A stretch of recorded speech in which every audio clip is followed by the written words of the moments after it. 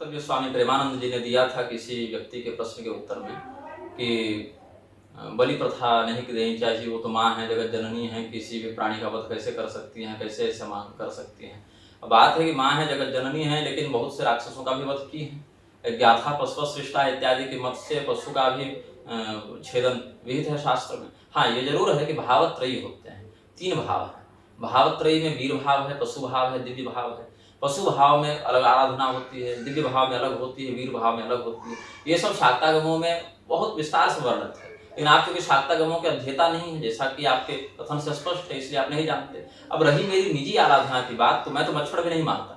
हमारे यहाँ कुल देवता की पूजा भी सात्विक रीति से होती है, और हमारे मतलब कुलगत और संप्रदायगत दोनों आराधना हमारी सात्विक ही है। मैं मद्य मांस इत्यादि का प्रत्यक्ष प्रयोग नहीं करता जागृति की अवस्था में। स्वप्नावस्था की बात अलग है, तेजसावस्था की साधना तो उसका पाप पुण्य लिप्त नहीं होता, वहां तो आप नरबली दे दीजिए स्वप्नावस्था में, उसका कोई दिक्कत यहाँ प्रभाव नहीं पड़ता। लेकिन जागृति की अवस्था में हमारे कुलोचित आराधना, वंशगत आराधना या संप्रदायगत आराधना पूर्ण सात्विक है, उसमें कहीं भी कोई मांस मदिरा इत्यादि का प्रत्यक्ष विनियोग नहीं है। हम लोग अनुकल्प आदि का ही प्रयोग करते हैं। जहाँ मदिरा का प्रयोग करना है वहां पर नारियल पानी का प्रयोग करेंगे, दूध का प्रयोग करेंगे। जहाँ पर पशु बलि का है वहां पर हम लोग फल इत्यादि का छेदन करते हैं। तो लेकिन फिर भी जहां पर वर्णन है शास्त्र में, उसको तो स्वीकार करना चाहिए ना। जैसे आप काली का भगवती का नाम लिया, आप काली तंत्र का ही अध्ययन कर लीजिए, कालिका पुराण का अध्ययन कर लीजिए। कालिका पुराण में देखिए क्या कहते हैं, वैष्णवी कल्पतंत्रोक्तम, ये भी नहीं कि कोई तामसिक कल्पतंत्रोक्तम कहते हैं, भगवान ही बता रहे हैं। कालिका पुराण का 67वां अध्याय देखिए, प्रारंभ से ही, ऐसे तो बहुत अध्यायों में है, लेकिन देखिए क्रमस्तु बलिदानस्य स्वरूप रुधिरादितः यथा यास शात्रीरे सम्यक तद्वाम वक्ष्यामि पुत्रको वैष्णवी तंत्र कल्पोक्तः क्रमः सर्वत्र सर्वदा साधकर बलिदानस्य ग्राह्य सर्वसुरस्य च पक्षणः कक्षपाग्राहा मत्स्या नवविधा मृगाः महिषो गोधिका कच्छागो रुरुश्च सूकरः खड्गश्च कृष्णसारश्च गोधिका शरभो हरिः शार्दूलश्च नरश्चैव स्वगात्र रुधिरं तथा चण्डिका भैरवादीनां वलयः परिकीर्तिताः बलिभिः साध्यते मुक्तिर्बलिभिः साध्यते दिवम् बलिदानेन सततं जयेच्छत्तु नृपान् नृपः मत्स्यानां कच्छपानां तु रुधिरे सततं शिवा मासैकं तृप्तिमाप्नोति ग्राहर्मांसास्तु त्रिनथः मृगाणां शोणितैर्देवी नराणामपि शोणितैः अष्टो मासानवाप्नोति तृप्तिं कल्याणदाचसा गोधिकानां गोधिरैर्वार्षिकां तृप्तिमाप्नुयात् कृष्णसारस्य रुधिरे शुकस्य च शोणितैः प्राप्नोति सततं देवी तृप्तिं 12 वार्षिकां वार्षिकीं, दोनों पाठ भेद है। आर्जविकानां रुधिरे 25 वार्षिकीं महिषाणां च खड्गाणां रुधिरे शतवार्षिकीं तृप्तिमाप्नोति परमाणु शार्दूलरुधिरे तथा। बहुत है, बहुत लंबा है, कितना बताएं। इतना ही नहीं, वार्धिण सह स्यात् पक्षी च मम विष्णुरपि प्रियः, विष्णु भगवान के लिए भी तृप्तिमाप्नोति कामाख्या भैरवी मम रूपधृक्, ये सब श्लोक देखिए। कामाख्या में एक सिद्धार्थ सिंहल हैं, हमारे सुहृद हैं। ऐसे तो पूरी शंकराचार्य के प्रति विशेष निकटता रखते हैं, लेकिन कई बार हमसे भी शास्त्रीय परामर्श लेते हैं। उन्होंने हमसे कहा था कि कामाख्या इत्यादि में बलि बंद करवाने का षड्यंत्र किया जा रहा है, और हमारी जानकारी में तो ये बात नहीं थी। उन्होंने कहा, तो अभी हमको बाद में इसको जोड़कर बोलना पड़ रहा है कि कोई भी बलिदान है, अगर वो शास्त्रीय विधि से अधिकारी जन कर रहे हैं तब तो अपरित्याज्य है, वो तो करना ही है। और अगर कोई अनधिकारी अविधि पूर्वक कर रहा है तो सर्वथा त्याज्य है, उसको तो करना ही नहीं है। तो जिसके लिए जो कर्तव्य है वो करेगा तभी उसको सुकृत मिलेगा, और जिसके लिए जो अकर्तव्य है उसको छोड़ेगा तभी उसको सुकृत मिलेगा। तो ये सब राजनीति का विषय नहीं है। राजनीतिक चक्कर में बलि प्रथा बंद कर दीजिएगा, भगवती उसकी बलि न लेके आपकी बलि लेना शुरू करेगी, महामारियों से 10-20 लाख एक ही बार ले जाएगी, तब क्या कीजिएगा। महामारी का भी तो ध्यान है ना, शैवागमों में, शाक्तागमों में। महारासुर को मारने के लिए जो महामारी का अवतार भगवती ली है, उनका स्तोत्र देखिए, उनकी उत्पत्ति का रहस्य देखिए, उनके द्वारा जिन लोगों का भक्षण किया जाना है उनका लक्षण देखिए। तो बलिदान अगर आप विधि पूर्वक नहीं करेंगे तो देवता अपने हिसाब से अपना जो टोल टोकन है वो लेते रहेंगे। तो हालांकि गुणत्रयी के तारतम्य से सत्व गुण सर्वश्रेष्ठ है। कर्माकर्म पशून् हत्वा ज्ञान खड्गेन च वही द्वितीयं विन्दति येन इतरे मांसभक्षकाः भी, रुद्रयाम तंत्र में कहते हैं कर्म और अकर्म ही पशु है, उनको ज्ञान रूपी खड्ग से छेदन करना ही पशु बलि है। यह भी एक यौगिक परिभाषा है इसकी। लेकिन जो व्यक्ति वीर भाव से आराधना करता है, तमोभाव से आराधना करता है, या जिनकी पद्धति में शास्त्रोचित बलि वर्णित है, उसका तो आप कोई विकल्प नहीं कर सकते, वहां तो वो करेगा ही करेगा। हाँ, मैं नहीं करता, ये भी नहीं कह रहा कि आप करें, प्रेमानंद जी को मैं कहता हूँ आप करें, ऐसा भी मैं नहीं कह रहा। लेकिन जिनके लिए वह विध है, संप्रदाय युक्त है, उनको आप मना भी नहीं कर सकते हैं। वहां का अधिकार क्षेत्र नहीं है। नारद पुराण देखिए ना, नारद पुराण के पूर्वार्ध में अध्याय 85 देखिए, रजः किरणम भगम नार्या ध्यायन्यो जीवितम जपेत वामार्गी आराधना में, वहां तो रजस्वला स्त्री की योनि का ध्यान करके भी जप करने कह दिया। तो जिनके लिए अधिकार है वैसे लोग कर सकते हैं, हम लोग नहीं कर सकते, आप नहीं कर सकते, लेकिन अगर वर्णन है उसका अधिकारी उपलब्ध है वो करेगा और आप वहां कुछ नहीं कर सकते।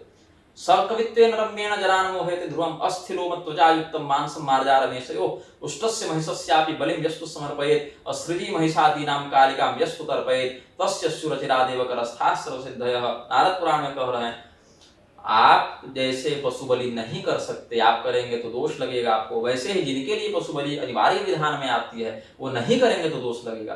पूरे संसार को आप वाममार्गी बना सकते हैं? नहीं बना सकते। ऐसे पूरे संसार को आप सात्विक भी बना लें, अपने इसके अनुसार बना लें, वैष्णवाचार के अनुसार बना लें, तो भी संभव नहीं है। ये आपको ध्यान रखना चाहिए। और भगवती की रही बात तो यह भी जान लीजिए, उन पशुओं का कोई नरक में गमन नहीं होता। यहाँ तक देखिए भविष्य पुराण में देखिए, तस्याम यद्युपयुज्यन्ते प्राणिनो महिषादयः, उत्तर पर्व का अध्याय 138, सर्वे ते स्वर्गतिम यान्ति घनतां पापं न विद्यते न तथा बलिदानेन पुष्पधूप विलेपन यथा संतुष्यते लोके महिषैर्विन्ध्यवासिनी उद्दिश्य दुर्गाम हन्यन्ते विधानाद्यत्र जन्तुः। विधान से करना है, अविधि पूर्वक नहीं, उसमें बहुत निश्चित हैं लक्षण किसका हो किसका नहीं हो। और उद्देश्य दुर्गाम हन्यन्ते विधानाद येत्र जन्तवः स्वर्गम ते यान्ति कौन्तेय घातयन्तु विभक्तितः। और कौन बता रहे हैं? भगवान श्री कृष्ण स्वयं धर्मराज युधिष्ठिर को बता रहे हैं। ये दोनों तो परम सात्विक है ना, सत्व गुणोपेत भगवान सत्व गुणोपेत भक्त को बता रहे हैं ये विधान। मंत्र कौमुदी में देखिए, स्वयं देवता मांगते हैं याग कई बार बलिदान उन अधिकारी साधकों से, साक्षात भगवती ताम इष्टा देहि देहीति भासते। मंत्र कौमुदी तदा छाग बलिम दत्त्वा वरम संप्रार्थयेत् बुधः। तो आप चूंकि उस परंपरा के नहीं हैं, क्योंकि वो आराधना पद्धति आपकी नहीं है, वो साधना आपकी नहीं है, वो आचार 7 आचार 3 भाव होते हैं, 7 क्या 21 प्रकार के, तो केवल तांत्रिक में सामान्य वर्गीकरण होगा। 21 प्रकार में आप एक प्रकार हैं, 21 प्रकार। अभी सात्विक राजस तामस तो इसमें किए ही नहीं है, तो 21 की आपको 63 करना पड़ जाएगा फिर। तो 63 में से आप एक पद्धति है, लेकिन 62 पद्धतियां भी तो हैं संसार में, शास्त्रीय हैं। तो आप सबको न सात्विक बना सकते, न राजसी बना सकते, न तामसी बना सकते, न गुणातीत बना सकते। इसका ध्यान रखना पड़ेगा। तामसी में भी अविधि पूर्वक कृत्य को ही तामसी कहा है, और शास्त्र विहितम घोरम तप्यन्ते तपोजना, इसको राक्षसी आसुरी कहा है। उनके शास्त्र में जो विहित है वो तो करेगा, वो करेगा तो उसको दोष नहीं लगेगा। और उसमें अश्रद्धया हुतम दत्तम इत्यादि का भी वचन आपको देखना चाहिए।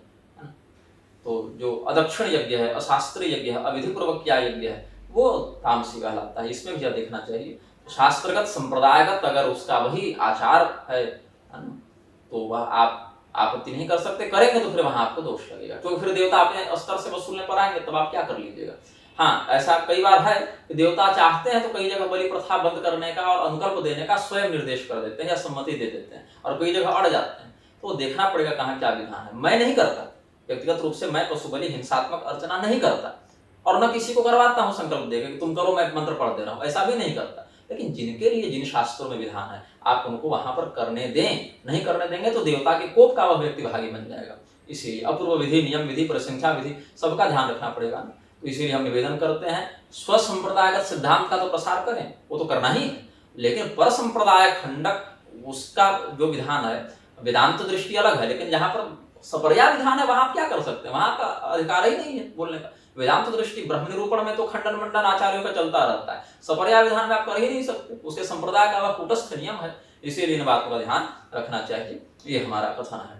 और जो भी देवालय इस विधि से पूजित होते हैं, चाहे कामाख्या हो, विंध्याचल हो, श्रीरंगम हो, तारापीठ हो, जहां हो, चाहे वैष्णव हो, शैव हो, शाक्त हो, सौर हो, गणपति हो, तत्त तंत्रानुसार ही उनका पूजन होना चाहिए। श्रीरंगम में तिरुपति में जहाँ पांचरात्र की विधि है वहां पांचरात्र से, जहां वैखानस की विधि है वहां वैखानस से ही किया जा सकता है। तंत्र सांकर्य नहीं कर सकते आप। वैष्णवागम में सात्विक में भी आप तंत्र सांकर्य नहीं कर सकते, ये तो फिर भी आपके संप्रदाय से अलग का विषय है।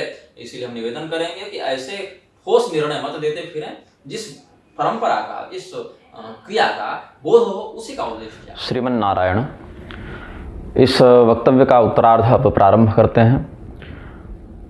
पूर्व काल के वक्तव्य में, इसी वक्तव्य के पूर्वार्ध में हमने कतिपय विषयों पर चर्चा की थी, और जो भी हमारे पास उस समय शास्त्र प्रमाण से उपलब्ध थे हमने आपके समक्ष निवेदित किया।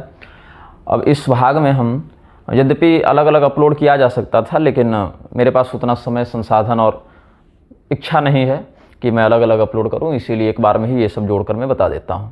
आप लोगों को विशेष कष्ट हो तो बहुत से विधि हैं यूट्यूब से वीडियो को श्रीमन नारायण सुरक्षित रखने की, और वहाँ से आप प्राप्त कर सकते हैं। और कम गुणवत्ता में अगर आप इसको देखेंगे तो आपके इंटरनेट की भी बचत होगी। बहुत लोग कह रहे थे कि वीडियो देखने में ही 4-5 घंटे के वीडियो में ही 4-5 GB चला जाएगा, तो आप GB बचाइए, मैं परलोक बचा रहा हूँ। अब जो भक्ति की बात है, भगवान का अप्रिय कर्ता जो है, जो भगवान का अप्रिय करे वह भक्त कैसे हो सकता है? और भगवान का प्रिय क्या है? सदाचरण। सर्वप्रथम व्यक्ति सदाचारी हो। सर्वप्रथम तो भगवान ने जो कहा, जो बताया, उसको व्यक्ति करे।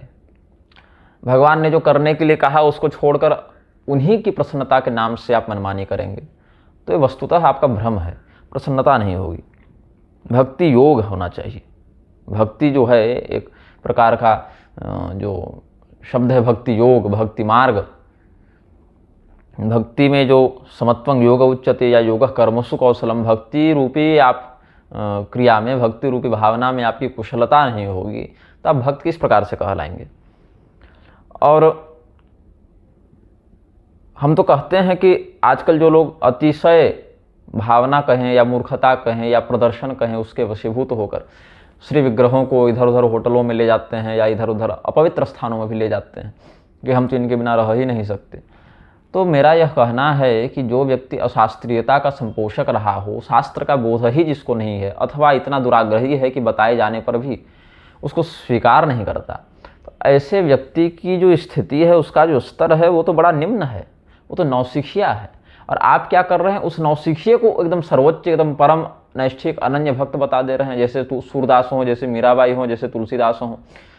तो ये सब जो अत्यंत वरेण्य प्रातस्मरणीय महापुरुष हुए, इनकी जो स्थिति थी वह पूर्व काल के जन्मों को देखें या इस जन्म में भी पूर्वार्ध को देखें तो अक्षरशः शास्त्रानुसार चलने की थी, किंवा बाद में भी चलते थे। हाँ, कुछ मामलों में अपवाद स्वरूप जो है, भक्ति के आद्रेक में वह जो है सो, भक्ति के अतिरेक में वह जो है सो, अगर कुछ इधर उधर कर बैठे थेथरे के चक्कर में नहीं हो जाए उनसे, उस स्थिति में उनको दोष नहीं लगता था।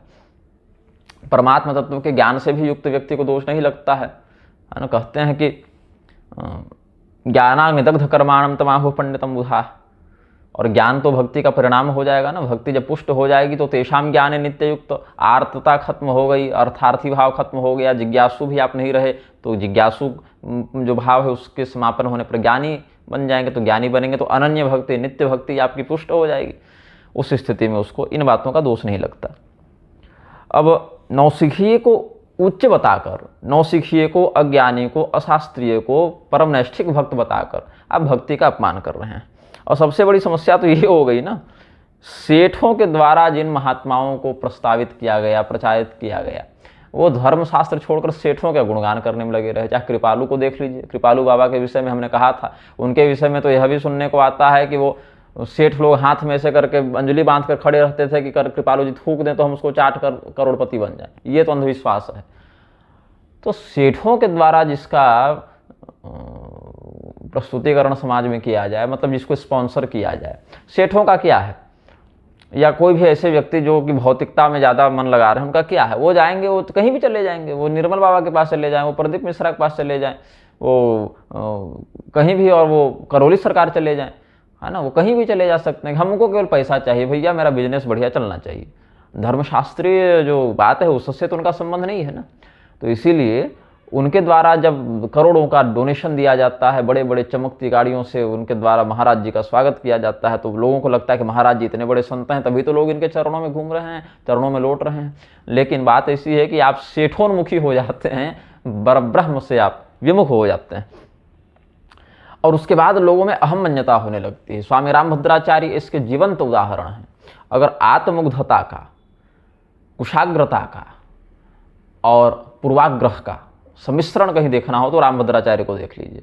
अपने भाष्यों में कई स्थानों पर उन्होंने पूर्वाचार्यों को मूर्ख, अधम, पागल इत्यादि लिखा है, और विहाय वल्लभाचार्य मध्व रामानुजावपि इत्यादि श्लोकों में तो उन्होंने सभी पूर्वाचार्यों को मूर्ख ही घोषित कर दिया, कुपथगामी घोषित कर दिया, शंकराचार्य जी को, रामानुजाचार्य जी को। अब वर्तमान वालों से अगर कोई द्वंद्व हो तो समझ में आता है कि आपके समवयस्क हैं, तो हो सकता है कि आप उनसे ज़्यादा ही पढ़े लिखे हों, लेकिन जो सीधे अवतारी महापुरुष थे उनको भी आप मूर्ख और पागल घोषित करते चलेंगे तो उस स्थिति में तो मूर्ख और पागल वो तो घोषित होंगे नहीं, आपकी ही जो कलुष्यता है, मन का जो भाव है, दुर्भाव है, वह ज्ञात होगा लोगों को।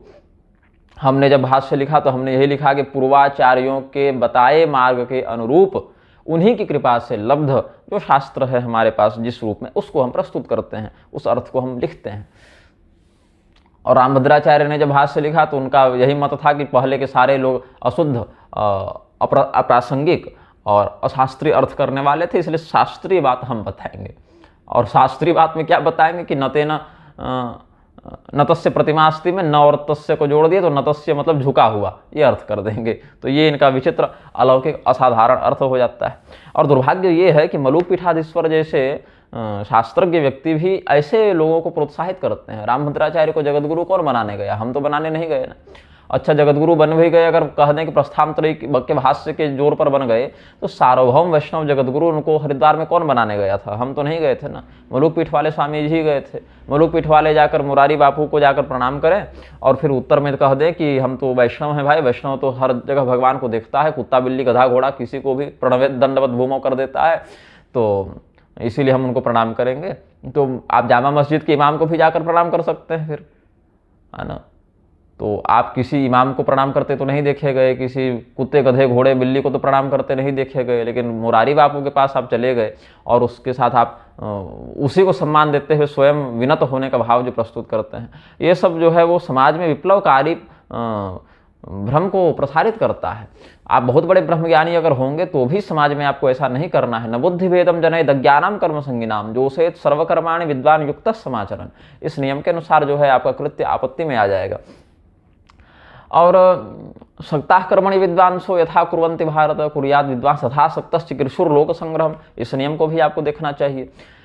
और अशास्त्रीय कथनों का समर्थन तो आप नहीं करते हैं व्यासपीठ से, मलुक पीठ वाले महाराज जी, लेकिन अशास्त्रीय कथन को कहने वाले लोगों के साथ जितना बढ़िया तालमेल इनका देखने को मिलता है, इससे भ्रम क्या व्याप्त होता है कि मलुक पीठाधीश्वर भी इनके सुहृद हैं, हितैषी हैं, तो ये बढ़िया संत होंगे, ऐसा ही भ्रम। ऊपर से अलग अलग उपाधि पद इत्यादि से आरूढ़ करवा देते हैं। अब तो मलुक पीठाधीश्वर के भी नाम के आगे जगतगुरु शब्द लगने लगा है, उनके चेलों के द्वारा कुछ बैनर इत्यादि हम देखे थे। द्वाराचार्य भी जगतगुरु हो गए, चाहे प्रस्थानत्रयी पर भाष्य लिखो। अच्छा, मलुक पीठ वाले जब जगतगुरु लगाते हैं तो रामभद्राचार्य आपत्ति नहीं करते हैं।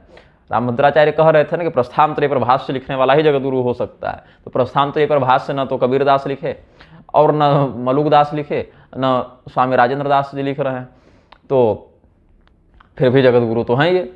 जबकि इनके गद्दी पर जिनके नाम से मलुक पीठ बनी हुई है वो मलुकदास स्वयं जगतगुरु नहीं थे। वर्णानाम ब्राह्मणों गुरु के आधार पर भी उनकी स्थिति नहीं सिद्ध की जा सकती है। और भक्ति के बाहुल्य से उनको संत तो स्वीकार करते ही हैं, उनको भगवान का भक्त उनको तो स्वीकार करते ही हैं, लेकिन एक विशेष टाइटल लग जाना, एक उपाधि लग जाना, एक सिंहासन लग जाना, ये सब उनके साथ तो नहीं था और उनकी परंपरा वालों के साथ लग गया है। लेकिन तब तो रामभद्राचार्य कहेंगे नहीं कि वो प्रस्थानत्रयी पर बिना भाष्य से लिखे कैसे जगतगुरु लगा रहे हैं। ये सब साठ गांठ हो जाती है अंदर की बात कि तुम हमारा प्रोत्साहन करते रहना, हम तुम्हारा प्रोत्साहन करते रहेंगे, और कोई बात नहीं। और चेलों का सिर्फ एकमात्र काम रहता है कि बड़े बड़े सेठ, मारवाड़ी, उद्योगपति, नेता, मंत्री, सेलिब्रिटी को लाते जाओ और बढ़िया फोटो शूट कराते जाओ और बढ़िया एकदम चकचकाते जाओ। मोहन भागवत, रामदेव, मुरारी बापू, अवध ओझा और ये क्या योगेश मिश्र, ये सब जो हैं वो सब पूरी शंकराचार्य जी के पास आते जाते रहते हैं। और पूरी शंकराचार्य जी के जो सद्धर्मनिष्ठ चेले हैं, जो सद्धर्मनिष्ठ विद्वान हैं, अथवा इतर संप्रदायों के भी जो सद्धर्मनिष्ठ आचार्य हैं, उनसे तो कोई आर्थिक लाभ होना नहीं है, अपितु उनके शास्त्रज्ञता से हो सकता है कि कुछ उनकी प्रसिद्धि भी हो जाए। इसीलिए चेले कहते हैं कि हमारे शंकराचार्य जी से मिलाना ही नहीं है इनको। तो लेकिन अगर कोई लिव इन रिलेशनशिप वाली महिला भी आ जाए और वो अशास्त्रीय परिधान में भी आ जाए, लेकिन अगर वो थोड़ा पावरफुल हो, थोड़ी पैसे वाली हो, थोड़ा उसका समाज में प्रभुत्व हो, दो चार बढ़िया आयोजन कराने में दक्ष हो, तो चेले तो बल्कि शंकराचार्य को छोड़कर उसी के चरणों में लौट जाए, उसी को कहेंगे भैया देवी मैया तुम ही है, तुम्हारे नवरात्र में हम मंत्र जप लेते हैं। तो ये तो हाल हो गया है मठों का। पूर्वाचार्य मूर्ख घोषित किए जा रहे हैं, वर्तमान आचार्य सीधे भगवान के डायरेक्ट अवतारे घोषित किए जा रहे हैं। और उसमें भी वो जो कह दे वह धर्म हो जाता है। शास्त्र में अगर उनके मत के विरुद्ध बातें मिलती हैं तो शास्त्र को ही बदलने की बात करने लगते हैं। तो इससे जो है वो बात पुष्ट नहीं होगी। अब जितने भी हैं ये सब, राधा स्वामी के पास जाइए तो वहाँ पर भगवान का कीर्तन नहीं करना, राधा स्वामी करना है। राम रहीम के पास जाइए तो वहाँ राम रहीम करना है। रामपाल के पास जाइए तो वही परमात्मा बना घूम रहा है। इधर स्वामी नारायण वाले घनश्याम पांडे को परमात्मा बताए घूम रहे हैं। ये लोग आपस में एक बार तय क्यों नहीं कर लेते कि असली वाले परमात्मा कौन है? आपसे में आर्य समाज को और गायत्री परिवार को और ये स्वामी नारायण को, रामपाल को, राम रहीम को, करौली सरकार को, ये सबको, राधा स्वामी को, ये सबको एक जगह बैठकर करना चाहिए तय कि असली वाला परमात्मा कौन है। फिर इनमें से जो परमात्मा नियुक्त हो वो सनातन धर्म वाले हम लोगों से भिड़े फिर आकर। तो ये तो केवल सनातन धर्म की जड़ काटने में लगे रहते हैं। आपस में इनका सबका बढ़िया है, चोर मौसेरा भाई वाली बात है इनके साथ।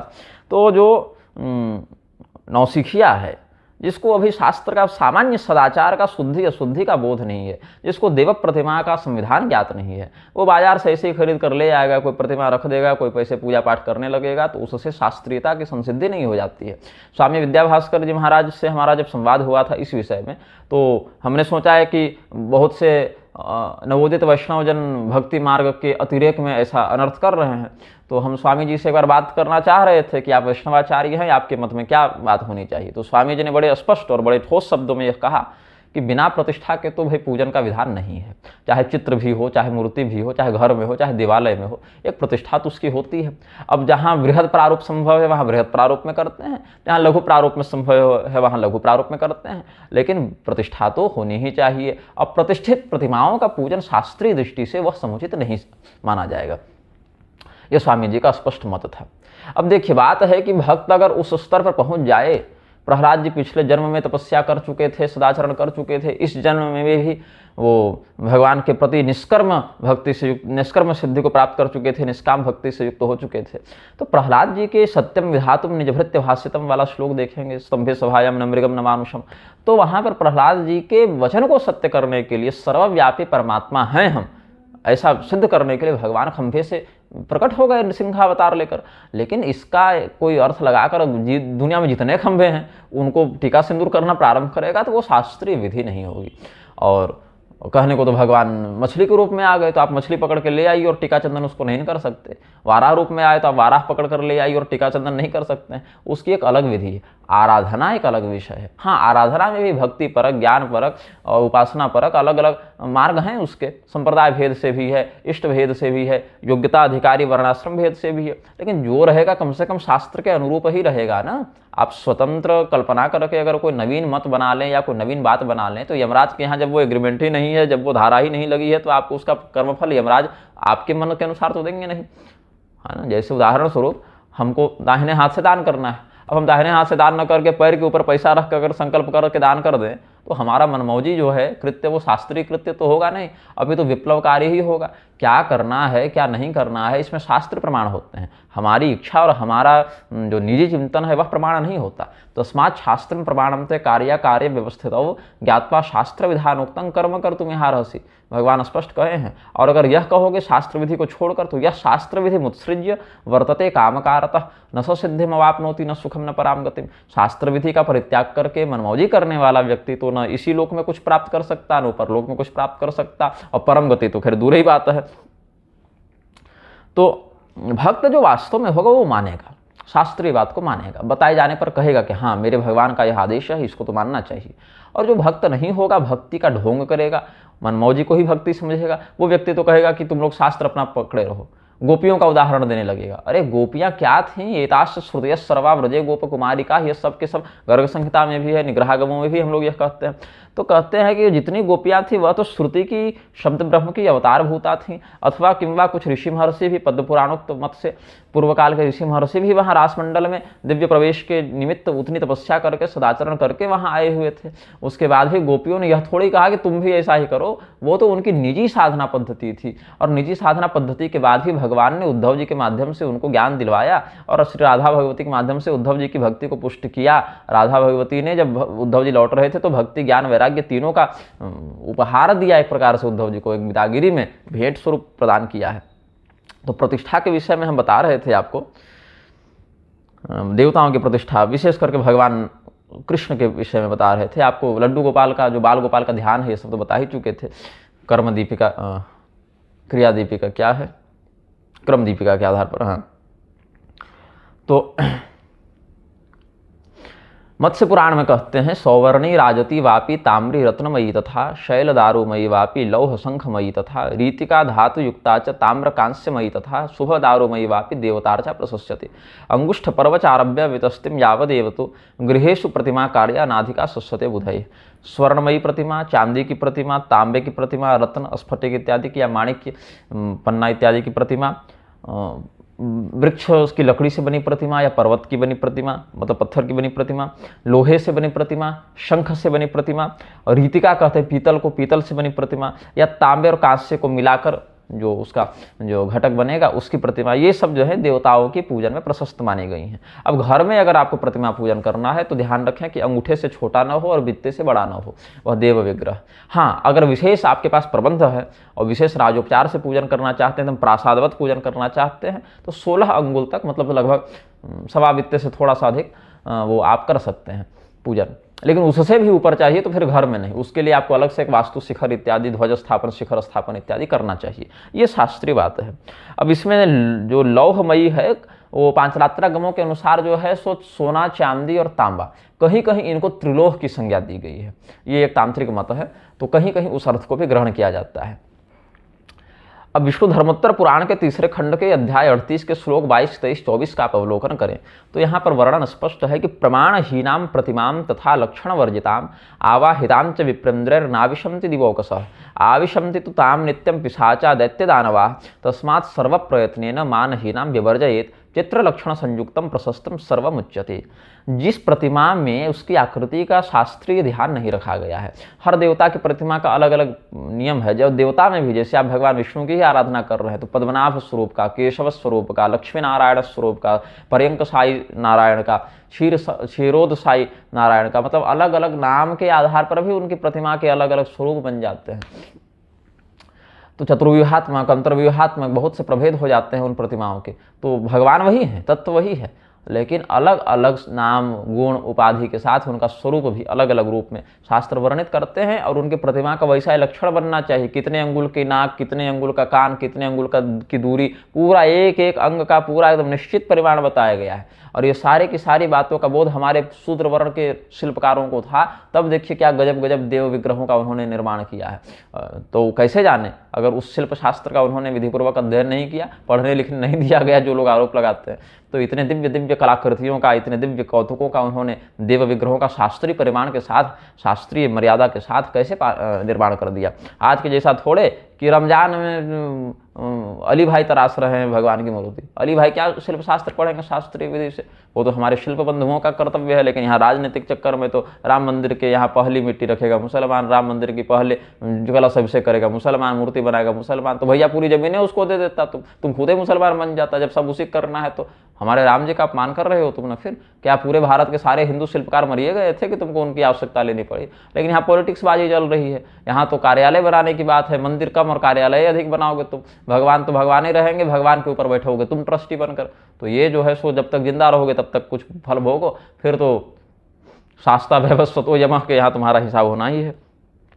तो अगर प्रतिमा का लक्षण सही नहीं है, प्रतिमा का जो परिमाण है, प्रतिमा का जो मान है वह शास्त्रीय नहीं है, तो उसमें आप आवाहन करेंगे तो देवता नहीं आते, उसमें भूत प्रेत पिशाच आकर बैठ जाते हैं। ये बात हम नहीं कह रहे अपने मन से बनाकर, ये विष्णु धर्मोत्तर पुराण में कहा जा रहा है ना, कोई काल्पनिक बात भी नहीं कह रहे हैं, आपको एक शास्त्रीय मर्यादा की बात बता रहे हैं। आविशंत्य तो ताम नित्यम पिशाचा दैत्य दानवा। तो प्रतिष्ठा करने से पहले ही आपकी प्रतिमा शास्त्रीय लक्षणों से युक्त होनी चाहिए। अब और उसके बाद फिर नित्य जो है आपको अलग अलग व्रतों में, उपवासों में, है ना, गौ सेवा, विप्र सेवा, दान इत्यादि करना है। घर की प्रतिमा को स्थापित करके छोड़ नहीं देना है, उसकी रोज पूजा करनी है। द्विजम गाम कांचनम चैव दृष्ट्वा स्पृष्ट्वा गृहम व्रजेत स्वगे हस्थाम ततः पुण्याम प्रतिमाम चापि पूजयेत। पद्म पुराण के सृष्टि खंड के अध्याय 20 के श्लोक 171 में कहते हैं। अब कुछ लोग कह रहे थे कि प्रतिमा के स्थान पर अगर चित्र की पूजा करना चाहें तो क्या है? तो चित्र को देखिए, कहते हैं बिंबालय, बिंबालय प्रतिष्ठा होती है भगवान की, या चित्र प्रतिष्ठा भी कहते हैं कहीं कहीं, और बिंब प्रतिष्ठा भी कहते हैं। बिंब शब्द से कहीं कहीं प्रतिमा को भी बताया गया है, लेकिन उसको मुख्यतया चित्र प्रतिष्ठा, बिंब प्रतिष्ठा कहते हैं। उसमें जलाधिवास इत्यादि नहीं होता, क्योंकि चित्र खराब हो जाएगा फिर उसमें जो चित्रकारी की गई है। लेप्य प्रतिमा भी कहते हैं, उसमें लेपन किया गया है रंगों का ना, तो लेप्य प्रतिमा, दीवार पर भी चित्रकारी करके भगवान की स्थापना करते हैं। कुल देवी इत्यादि की कई बार दीवारों पर प्रतिष्ठा होती है या ऐसे चित्र में, तो उसमें जलाधिवास इत्यादि नहीं होता, और उसमें षोडश न्यास भी नहीं होता। विशेष करके दशावतार का तो नहीं होता है जहाँ तक हमारी जानकारी है, कहीं अगर होता होगा तो हमको प्रमाण आप लोग दीजिएगा। और उसके बाद सामान्य जो है सो आंग ह्रीं क्रौंग यंग रंग लंग वाला तत्वन्यास इत्यादि करके, और सामान्य उसका त्वक पाणि पाद पायुपस्था का जो करते हैं। अब सारा मंत्र तो यहाँ बताना न उचित है न संभव है, उसके लिए संक्षिप्त पद्धतियाँ हैं, गीता प्रेस के नित्यकर्म पूजा प्रकाश में भी दी हुई हैं। जो पार्थिवार्चन का जो मंत्र है उसमें शिव जी का बदल बदल कर उस देवता का नाम जोड़ते जाइए तो भी वो काम चल जाता है। केवल मंत्र तो लगभग प्रतिष्ठा का वही रखते हैं, हृदय से वहाँ पर न्यास करते हैं, तत्व मुद्रा का प्रयोग करते हैं, सन्निधान मुद्रा का प्रयोग करते हैं, आवाहन मुद्रा का प्रयोग करते हैं, वो सब कर्मकांडीय विधि है। और कोई ठीक ठाक ज्ञान रखने वाले ब्राह्मण भी, बहुत विद्वान न भी हों लेकिन सामान्य स्तर का बोध उनको शास्त्र का हो, तो उतना तो करा ही देते हैं, उनसे भी एक बार करवा लेनी चाहिए। अब जो शास्त्रनिष्ठ व्यक्ति होंगे वो तो अपने घर में अप्रतिष्ठित प्रतिमा के पूजन में रुचि रखेंगे नहीं। अगर करते भी रहे होंगे तो इन बातों को जानने के बाद बिना कोई झगड़ा झंझट के एक प्रतिष्ठा कर लेंगे और फिर पूजन अपना नियमित रखेंगे। लेकिन जिनको थेथरे करना है, वो उनको लग रहा है कि हम इतने बड़े भक्त हैं कि भगवान आ ही जाएंगे, तो भगवान अगर आ जाएँ तो भैया बहुत अच्छी बात है, और अगर न आए तो कम से कम अपना परलोक बनाने के लिए तुम अगर एक आध घंटे की मेहनत से अगर प्रतिष्ठा कर या करवा लेते हो तो क्या बुरा है इसमें। भगवान की ही सेवा के लिए तो कर रहे हो, हम कोई अपना कपड़ा थोड़ी धुलवा रहे तुमसे, अपना पैर थोड़ी दबवा रहे तुमसे, भगवान के लिए ही तो कहा जा रहा है, और भगवदोपदिष्ट शास्त्र से ही तो कहा जा रहा है। हम कोई अपने मन से तो किताब लिखकर तुमको बता नहीं रहे, भगवान के लिए, भगवान के भक्तों के द्वारा, भगवान के ही द्वारा वर्णित शास्त्रों में जो रहस्य बताया गया है उसी के अनुरूप तुमको काम करने कहा जा रहा है। तो इसमें एक संक्षिप्त आवाहन मंत्र है, मैं पढ़ देता हूँ, 2 बार पढ़ देता हूँ। सर्वत्र गोसि भगवन किल यद्यपित्वाम, ये अब बता रहा हूँ परमेश्वर संहिता की क्रियाकांड के अध्याय 15 से। ये बहुत बड़ा अध्याय है, एक ही अध्याय में 1000 से अधिक श्लोक हैं। ये पूरी प्रतिष्ठा विधि है। अब 1000 श्लोक में जो प्रतिष्ठा विधि है उसको हम कैसे आपको बता दें, एक तो वीडियो ऐसे ही बहुत लंबा हो जा रहा है। तो परमेश्वर संहिता के क्रियाकांड के अध्याय 15 में हजारों श्लोक एक ही अध्याय में, और पूरी प्रतिष्ठा विधि उसमें लगभग सब महत्वपूर्ण विषय संकलित कर दिया गया है। तो उसमें जो श्लोक संख्या 356 और श्लोक संख्या 357 है, वहाँ से मैं आपको बता रहा हूँ। सर्वत्र गोसि भगवन किल यद्यपित्वाम आवाहयामि हि यथा व्यजनेन वायुम गूढ़ो यथैव दहनो मदनादुपैति आवाहितोपि हि तथा त्वमुपैषि चार्चाम।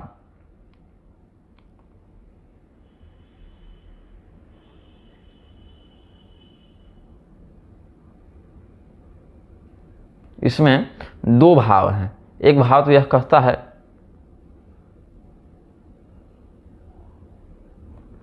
कि भगवान, हवा तो सर्वत्र है, वायु तो सर्वत्र है, लेकिन हम उसका अनुभव ठंडक के रूप में नहीं कर पाते, उसके लिए पंखे की आवश्यकता पड़ती है। ऐसे आप सर्वत्र हैं लेकिन आपका अनुभव हम वहाँ नहीं कर पाते, इसलिए प्रतिमा की आवश्यकता पड़ती है। तो जैसे वायु तो है सर्वत्र, वायु सर्वत्र को महान, लेकिन उसका हम व्यजन के माध्यम से, पंखे के माध्यम से अनुभव करते हैं, वैसे ही आप सर्वांतरयामी सर्वव्यापी परमात्मा की हम इस प्रतिमा में प्रतिष्ठा करके आपका अनुभव करना चाहते हैं। तो इसीलिए हम आपका आवाहन करते हैं, आप हमारे पूजन को स्वीकार कीजिए। और पूजन के लिए जो आवाहन के लिए जो मंत्र है वो क्या कहते हैं? मालाधराच्युत विभो परमार्थ मूर्ते सर्वज्ञनाथ परमेश्वर सर्वशक्ते आगच्छमे कुरु दयाम प्रतिमां भजस्व पूजां गृहाण मदनुग्रह काम्य याद्य। ये भगवान से निवेदन किया जाता है कि हे सर्वज्ञ, हे परमेश्वर, हे सर्वशक्तिमान, हे नारायण, आप यहाँ पर आएँ और आप इस प्रतिमा में सन्निहित हों, आपका सन्निधान यहाँ बने और हमारे द्वारा की गई पूजा को आप हमारे ही ऊपर अनुग्रह करने के लिए स्वीकार करें। ये एक प्रार्थना मंत्र पढ़ते हैं। अब श्रीमद्भागवत महापुराण में भी है, पद्म पुराण में भी है। पाताल खंड देख लीजिए पद्म पुराण का, श्रीमद्भागवत का 11वां स्कंध देख लीजिए। शैली दारुमयी लौही लेप्या लेख्या च सैकति मनोमयी मणिमयी प्रतिमाष्ट विधा स्मृता चला चलेति द्विविधा प्रतिष्ठा जीव मंदिरम। भगवान की जो प्रतिष्ठा है दो प्रकार की होती है, चल प्रतिष्ठा और अचल प्रतिष्ठा। चल प्रतिष्ठा घर में होती है सामान्यतया, या मंदिरों में भी होती है, तो उत्सव इत्यादि के लिए जब भगवान को बाहर निकालते हैं या नगर भ्रमण के लिए निकालते हैं तो वह जो है चल प्रतिष्ठा कहलाती है। चल प्रतिष्ठा में मूर्ति का जो आधार है वो एकदम सटा हुआ नहीं रहता, उनको शास्त्रीय मर्यादा के अनुसार उठाकर अन्यत्र स्थापित किया जाता है। कहीं भी उठाकर नहीं रख देना है, जब जहाँ जैसी आवश्यकता पड़े शास्त्रीय मर्यादा के अनुपालन में उनको वैसा किया जाता है। अब पत्थर की बनी, लकड़ी की बनी, लोहे की बनी, लेपन से बनी मतलब चित्र इत्यादि, लिखित से बनी, लेख्या में क्या हो जाता है, कई बार यंत्रात्मिका प्रतिमा भी होती है जिसमें कुछ वर्णों का न्यास लिखना पड़ता है उन अंगों में। और सैकती, सैकती कहते हैं बालू से बनी प्रतिमा को। और मनोमयी, अगर कोई प्रतिमा न हो तो मन से आप कल्पना करके भगवान के विग्रह का एक बनाते हैं ना ध्यान। मणिमयी, मणिमा से बनी, ऐसे 8 प्रकार की प्रतिमा बताई गई है। तो चल प्रतिष्ठा और अचल प्रतिष्ठा, चल अचल दो प्रकार की प्रतिष्ठा होती है। सामान्यतया देवालय में अचल प्रतिष्ठा और घर में चल प्रतिष्ठा होती है। अब कहाँ कहाँ जो है वो देवता नहीं आते हैं, इसके विषय में शास्त्रों में कहते हैं, वैष्णवागमों में ही, मद्य मांसासनम यत्र दुर्गंधि भक्षणादिकम दुष्टपानादिकम यत्र देवास्तत्र न वसंति न, देवास्तत्र वसंति न। जहाँ पर मद्य मांस इत्यादि का प्रयोग होता हो, दुर्गंध से युक्त चीज़ों का भक्षण होता हो, जहाँ पर दुष्ट पान इत्यादि मतलब पूरा एकदम दारू पी के और सो रहे हैं, या अवशुद्ध अवस्था, अवशुद्ध निषिद्ध तत्वों का भक्षण होता, वहाँ देवताओं का वास नहीं होता। श्वानाश्च शूकरा यत्र गृह भ्रमंति वानरा भ्रष्ट जीवा यत्र संति देवास्तत्र वसंति न। जहाँ पर कुत्ते, सूअर, बंदर और भी अन्य कोई भ्रष्ट जीव वहाँ पर भ्रमण करता हो, वहाँ पर देवता नहीं रहते। विधिहीना प्रतिष्ठा जलपुष्पम प्रपूजनम स्तुतिहीन प्रवेशश्च देवास्तत्र वसंति न। जहाँ जो प्रतिष्ठा की गई है वह विधिहीन प्रतिष्ठा है। विधिहीन प्रतिष्ठा मतलब आपने उचित तरीके से प्रतिष्ठा नहीं की, तो अप्रतिष्ठित भी विधिहीन प्रतिष्ठित ही है। रख तो दिए तो प्रतिष्ठा तो है उसकी, लेकिन विधि तो नहीं है ना, तो विधिहीन प्रतिष्ठा ही अप्रतिष्ठा भी कही जा सकती है।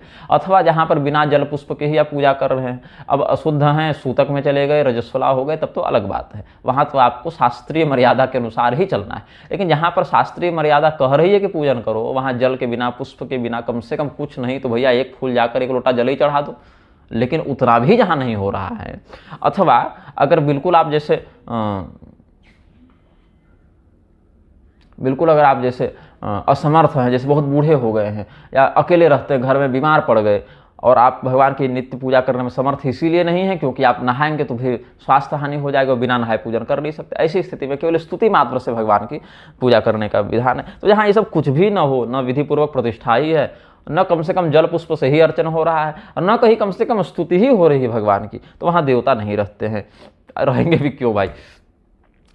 अब भृगु संहिता के यज्ञाधिकार में कहते हैं 34वां अध्याय जो है, वहाँ देखिए 2 और 3 श्लोक, ये न प्रकारेण आविरास्ते धरातले अर्चावतार रूपेण भक्त सौलभ्य हेतवे स्वयं व्यक्तम च दिव्यम च सैद्धम पौराणमेव च पौरुषम चेति कथितम स्थलानाम पंचकम बुधये। भगवान तो सर्वव्यापी हैं, लेकिन भक्तों पर अनुग्रह करने के उद्देश्य से वो 5 प्रकार से अवतार ग्रहण करते हैं। अर्चावतार, उस अवतार की पूजा होनी है, वो अर्चन होना है उस स्वरूप का, इसलिए उसको अर्चावतार कहते हैं।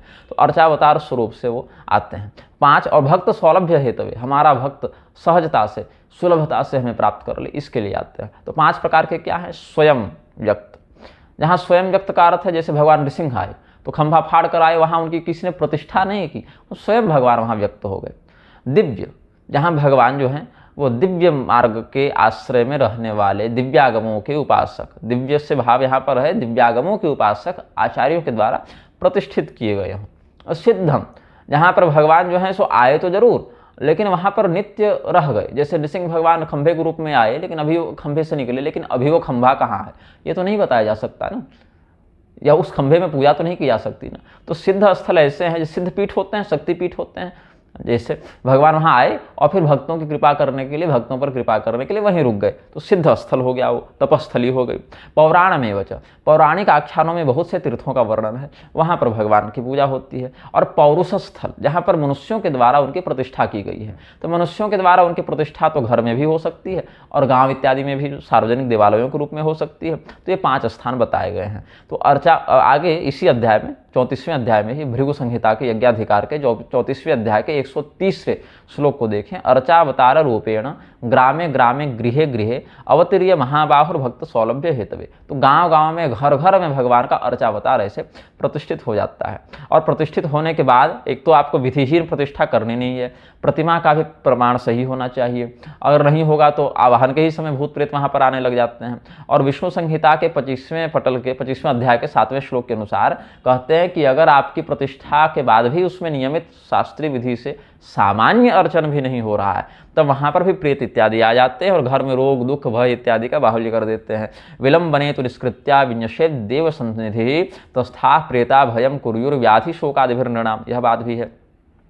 विश्वामित्र संहिता का 14वां अध्याय देखिए, है ना, दूसरा तीसरा श्लोक देखिए। तेषामंतर बहिरपि व्यापकत्वेन संस्थितः, चाहे यह स्थित दोनों पाठ वेद है, तत्स्य विष्णु और भगवतः प्रतिष्ठा कीदृशी भवेत्। कि भगवान तो अंदर भी हैं, भगवान बाहर भी हैं, भगवान तो सर्वत्र हैं, प्राण रूप में भी भगवान हैं, जीव रूप में भी भगवान ही है और परमात्मा रूप में भी भगवान ही है। प्राण रूपी महाविष्णु, नारद पुराण में कहा, जीवो नाम सदाशिव, ब्रह्मांड पुराण इत्यादि का कथन है।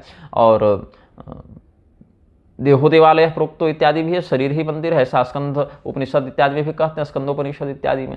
या फिर यह भी कहते हैं ईश्वर सर्वभूतानां हृदय से अर्जुन तिष्ठति। तो प्राण रूप में, जीव रूप में, परमात्मा रूप में भी भगवान ही प्रतिष्ठित हैं। फिर अलग से जो अंदर है, बाहर है, सर्वत्र व्याप्त है, उसकी अलग से प्रतिमा में प्रतिष्ठा कैसे होती है?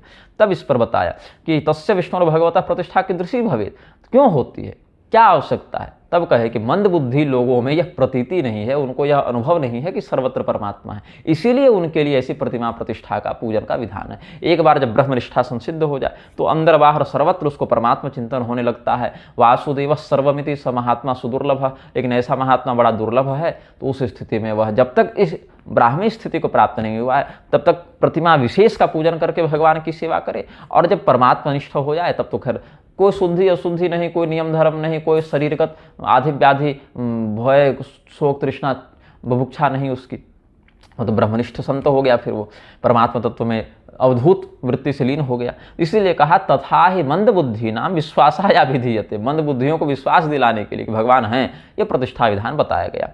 और इसी अध्याय के आगे 44वें श्लोक में कहता है विधान कि भक्त को चाहिए कि प्रतिष्ठा करने से पहले भगवान को कहे कि इसीलिए इस बिंब में, इस चित्र में या इस प्रतिमा में हमने आपका स्वरूप गढ़ा है प्रभु, और अपने भक्तों के हित की कामना से आप इसमें प्रतिष्ठा को स्वीकार करें, प्रतिष्ठित हो, हम पर कृपा करें, ऐसी अनुमति लेनी चाहिए भगवान से। प्रकल्पितमिदं विश्वम त्वद्भक्त हित काम्यया प्रतिष्ठां कर्तुमिच्छामि प्रसीद परमेश्वर। अब कहते हैं कि घर में प्रतिष्ठा की क्या आवश्यकता है। अब देखिए, घर में प्रतिष्ठा की आवश्यकता सत्ययुग में तो नहीं थी, ये सब त्रेता युग से प्रारंभ हुआ है, जैसा कि शास्त्रीय मत है। अगर उस युग में कोई करना चाहे घर में तो मना ही नहीं थी, लेकिन लोग करते नहीं थे क्योंकि इतना सत्वगुण उनमें था कि देवताओं का तो प्रत्यक्ष दर्शन हो जाता था। तो प्रत्यक्ष बुला के जब पूजा कर सकते हैं तो अलग से मूर्ति बना के क्यों करें घर में।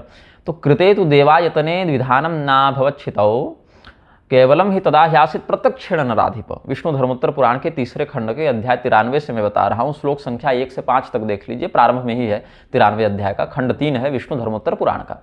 कहते हैं कि जब देवताओं का प्रत्यक्ष आना जाना था तो मंदिर में या घर में ऐसे अलग से पूजन की आवश्यकता नहीं थी सत्ययुग में, तो देवताओं का प्रत्यक्ष पूजन कर लिया करते थे लोग। और ऐसे तो त्रेता युग और द्वापर युग में भी देवताओं का प्रत्यक्ष आना जाना होता रहता था, लेकिन उतना नहीं होता था, सबके लिए सुलभ नहीं थे, इसीलिए फिर वहाँ घर में या मंदिर में अलग से पूजन का विधान था। कुछ विशेष भक्ति ज्ञान तपस्या वाले भक्त ही प्रत्यक्ष पूजन कर पाते थे, और कलयुग में तो खैर वो भी नहीं है, इसलिए कलयुग में तो प्रतिष्ठा कर्म विशेष करके महत्व रखता है। कृते तु देवायतने विधानम ना भवच्छितौ कैवलम ही तदा ह्यासित प्रत्यक्षेण नराधिप प्रत्यक्षेणापि दृश्यन्ते त्रेता द्वापरयोर्जनाः देवानां प्रतिमाः कृत्वा पूजयन्ति यथाविधिं। गृहे प्रतिष्ठा तत्रापि त्रेतायां तु प्रवर्तिता द्वापरे चाप्यरण्येषु ऋषिभिस्तु ततः कृता तेषां संपूजनं नित्यं सिद्धैस्तु क्रियते नृप प्रतिष्ठा मात्र करणान् निवृत्ता ऋषयस्तु ते कलौ प्रवृत्तः सर्वोऽयं जत् प्रतिष्ठा करणो जनः ज्ञानं परम कृतयुगे त्रेतायां च तपः परम द्वापरे तु तथा ज्ञेयं प्रतिष्ठा तो कलौ युगे। ये सब श्लोक आपको मैंने बताया। अब भगवान की प्रतिष्ठा कहाँ कहाँ होनी चाहिए, तो आपको बताया स्वयं व्यक्त स्थान पर, दिव्य स्थान पर, सिद्ध स्थान पर, पौराण स्थान पर और पौरुष स्थान पर, 5 जगह भगवान की हो सकती है पूजा। श्री प्रश्न संहिता का 53वां अध्याय देखिए। सिंधु तीरे, नदी कूले या सरित कूले, ग्रामे वा विपिनादि के, समुद्र तट पर पूजन कर सकते हैं, जैसे घर में भगवान की पूजा करने के लिए बहुत विशेष प्रबंध आप नहीं कर सकते प्रतिष्ठा के लिए, क्योंकि भाई रोज तो पूजा कर लेंगे एक छोटा सा पूजा कक्ष में भी, लेकिन प्रतिष्ठा के लिए थोड़ा विशेष उत्सव आदि चाहते हैं तो नदी के तट पर चले जाए, समुद्र के तट पर चले जाएं, या गांव में कोई सार्वजनिक स्थल हो वहां चले जाएं, जंगल चले जाएं। पत्तने व पर्वताग्रे स्वयं व्यक्तादि भेदता है। पत्तन कहते हैं जहाँ पर आयात निर्यात इत्यादि का कार्य हो उसको भी पत्तन कहा जाता है। हमने अपना पिछला वीडियो जो बनाया था उसमें इस बात को हमने पुष्ट किया था। जगताम क्षेम लाभाय। अब इसमें प्रतिष्ठा कितने प्रकार की होती है, तो इसमें वेदशिरा मुनि के प्रश्न करने पर भगवान ने उपदेश किया कि प्रधानता से दो प्रकार की प्रतिष्ठा होती है, स्वार्थ प्रतिष्ठा, परार्थ प्रतिष्ठा। परार्थ प्रतिष्ठा किसको कहते हैं? जगताम क्षेम लाभाय दुष्कृताम निधनाय च संस्थितो वासुदेवस्तु परार्थ इति कथ्यते। जिस प्रतिष्ठा में यह भाव बने कि संपूर्ण संसार के कल्याण के लिए और जो अधर्मी लोग हैं उनके विनाश के लिए भगवान की हम प्रतिष्ठा कर रहे हैं, वो परार्थ प्रतिष्ठा कहलाती है। उत्कृष्ट पर शब्दोयम अर्थो मोक्षादि लक्षण यस्मात् सलभ्यते स्वयं परार्थ परिकीर्तितः। पर शब्द उत्कृष्टता के अर्थ में है और अर्थ शब्द मोक्ष के तात्पर्य में है। तो परार्थ मतलब जो मोक्ष कामना से करे प्रतिष्ठा उसको भी परार्थ प्रतिष्ठा कहते हैं।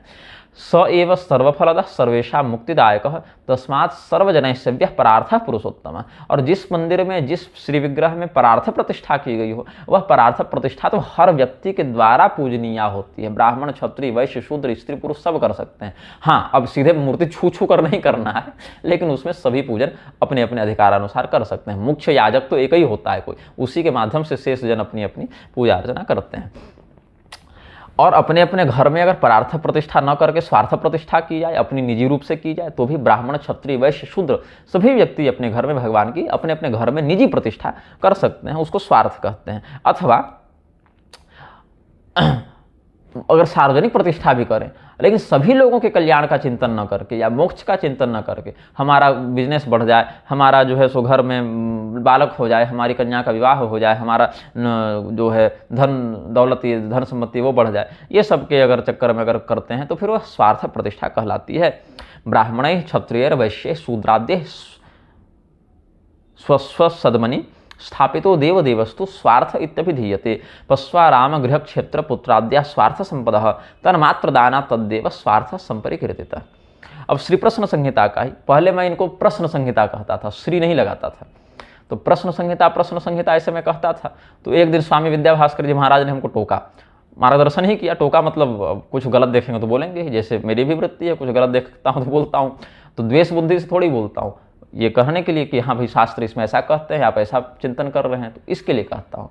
तो एक बार हमने स्वामी जी से पूछा भी था कि हम इतना कुछ बोलते रहते हैं, आपके विषय में भी दो चार बातें हम बोले हैं, तो आपको बुरा तो नहीं लगा? क्योंकि अब जिससे व्यक्तिगत परिचय है उनसे तो हम बात इस विषय में करते हैं। तो स्वामी जी ने बड़ा सुंदर उत्तर दिया कि अगर आप शास्त्रीय बात को जानकर और चुप रह जाते और हमारा उपहास करने के लिए कुछ कहते, मूर्ख सिद्ध करने के लिए कुछ कहते, तो हमको बुरा लगता। लेकिन अगर शास्त्रीय बात को जानकर आप शास्त्रीय बात बताने के लिए कोई बात कह रहे हैं, तब तो ये हर्ष का विषय है, ये तो प्रसन्नता का विषय है। तो ये औदार्य उनका बड़ा हमको अनुकूल लगा, और ये औदार्य होना चाहिए महात्माओं में, ये संतत्व का लक्षण है। कहे कि अगर शास्त्र की बात को आप जान रहे हैं तो आपको बताना आपका कर्तव्य है, और अगर आप बताने के लिए बता रहे हैं, शास्त्र मर्यादा की रक्षा के लिए बता रहे हैं, बहुत अच्छी बात है। और जानबूझकर अगर आप ज्ञान को छिपा लेंगे और ज्ञान को नहीं बताएंगे, शास्त्रीय बात को नहीं बताएंगे, तब तो आपको तब हमको बुरा लगेगा। यदि आप जानते हैं और उस बात को फिर नहीं बताएंगे तब बुरा लगेगा। ये स्वामी जी ने कहा था। ऐसे भी भगवान ने स्कंद पुराण में कहा ही है कि ज्ञानम संप्राप्य संसारे यह परेभ्यो न यक्षते ज्ञान रूपी हरिश तस्मै प्रसन्न एवं नेक्षते। अगर किसी के पास शास्त्रीय बात का बोध है या ज्ञान है तो चाहिए कि अधिकारी जनों के समक्ष उसका प्रकाशन करे। यदि वह नहीं करता है तो फिर ज्ञान रूपी परमात्मा उससे रुष्ट हो जाते हैं, वह ज्ञान ही उसको ब्रह्मराक्षस बना देता है। तो स्वामी जी ने बताया कि इस ग्रंथ का नाम प्रश्न संहिता नहीं है, इस ग्रंथ का नाम है श्री प्रश्न संहिता, क्योंकि भगवती श्री ने यह प्रश्न भगवान से किया है इस ग्रंथ के विषय में जो बात है। तो अच्छा, पढ़े हम भी हैं। श्री प्रश्न संहिता में ये जो नामकरण है, कहते हैं श्री प्रश्नमिति यच्छास्त्रम श्रियो वक्त्रात्वया श्रुतम मोक्षदम सर्वशास्त्रार्थ सारमाराधनादिकम। पढ़े हम भी हैं ये बात कि श्री भगवती ने, लक्ष्मी देवी ने प्रश्न किया और श्री के वक्त्र के द्वारा फिर भगवान से सुनकर फिर श्री के वक्त्र के द्वारा आगे ऋषि महर्षि जाने। तो इसीलिए मोक्ष देने वाले सर्वशास्त्रार्थ सार को श्री प्रश्न संहिता कहते हैं। पढ़े हम भी है, लेकिन क्या है कि हर बात हर समय दिमाग में रहती नहीं है। जैसे भगवान जो 4 बार अवतार लिए, अब श्री भाष्य ऐसा तो है नहीं कि स्वामी विद्याभास्कर जी पढ़े नहीं हैं, ये ऐसा नहीं गीता पर श्री रामानुजाचार्य जी का, वेदांत देशिक जी का मत नहीं पढ़े हैं, लेकिन क्या है कि बोलने के समय हर बात हर समय दिमाग में नहीं रहती। तो उस समय हमने पढ़ा था तो हमने कह दिया कि यहाँ पर ये बात है। ऐसे ही ये हम भी पढ़े थे लेकिन याद नहीं था उस समय, स्वामी जी ने कहा तो हमें स्मरण हुआ आया कि आप तो सही बता रहे हैं, आगे से इस बात का हम ध्यान रखेंगे। तो ये होना चाहिए और यही मेरा काम है। लोग इसको निंदा समझ लेते हैं, निंदा करने के लिए नहीं। अब कोई बिल्कुल ही अशास्त्रीय पाखंडी निकल जाए तो उसके साथ तो खैर अपनी बनी ठनी रहेगी, वो तो मल्ल युद्ध हो जाएगा वहाँ पर, बिल्कुल ही कोई पाखंड हो। लेकिन सत्संप्रदाय अंतर्गत कोई सत्संप्रदाय निष्ठ शास्त्रज्ञ आचार्य हों तो वहाँ पर एक दूसरे की प्रज्ञा का सदुपयोग करना चाहिए। एक नहीं सर्वम जानाति के अनुसार हर व्यक्ति हर कुछ नहीं जानता, न हम सर्वज्ञ हैं न आप सर्वज्ञ हैं। सर्वज्ञ तो परमात्मा है ना, सर्वज्ञता जीव का नहीं ब्रह्म का लक्षण है। सर्वज्ञता सर्वगता ये सब जीव का नहीं ब्रह्म का लक्षण है। और जीवत्व की स्थिति में जब तक चेतन रहेगा तब तक तो वह सर्वज्ञ हो नहीं सकता। तो सर्वज्ञता का दंभ अगर पाल भी ले कोई तो सर्वज्ञ हो नहीं जाएगा ना। तो इसीलिए चाहिए कि आचार्यों को चाहिए, और मैं भी इसका पालन करता हूँ, आचार्यों से भी अपेक्षा करता हूँ कि वो पालन करें, कि शास्त्र की जो बात हम नहीं जानते या पढ़ने के बाद भी वो विस्मृत हो रही है, उन बातों को अगर कोई शास्त्रीय दृष्टि से समझाए उसको स्वीकार करना चाहिए। ये शास्त्र निधि है, शास्त्र निधि का संरक्षण तो अनिवार्य है लोक परलोक दोनों की दृष्टि से। तो अब मैं प्रतिष्ठा इत्यादि में बोल रहा था उस समय, कहाँ थे हम?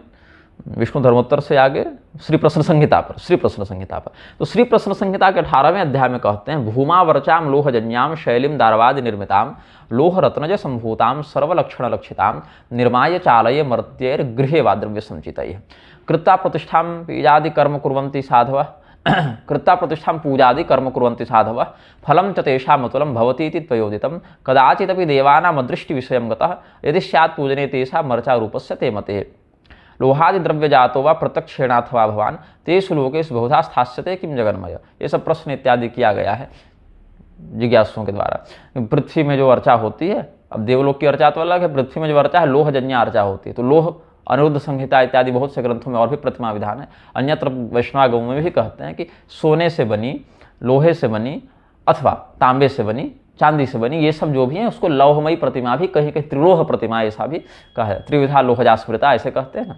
सौवर्णी राजती ताम्री त्रिविधा लोहजा स्मृता ऐसे करके भी वचन है कि सोने से बनी, चांदी से बनी, तांबे से बनी, इसको त्रिलोहजा या 3 प्रकार की लोहजा प्रतिमा भी कहते हैं। तो इसीलिए यहाँ अलग से नहीं बताया कि लोह रत्न समुद्भूता कह दिया या लोह रत्नज संभूता, तो रत्न वाला हो गया, माणी के पन्ना स्फटिक वाला, और लोह संभूताम से आपको सोना चांदी तांबा इत्यादि का भी ग्रहण हो जाता है। लेकिन सर्वलक्षण लक्षिताम ऐसे मनमौजी बना देने से नहीं, शास्त्रीय परिमाण का, शास्त्रीय मान का वहाँ पर ध्यान रखना चाहिए। ऐसे करके आगे है। और पद्म संहिता के क्रियापाद के 26वें अध्याय में कहते हैं कि सर्वस्व भूतजातस्य हरिरात्मा स्थितोपि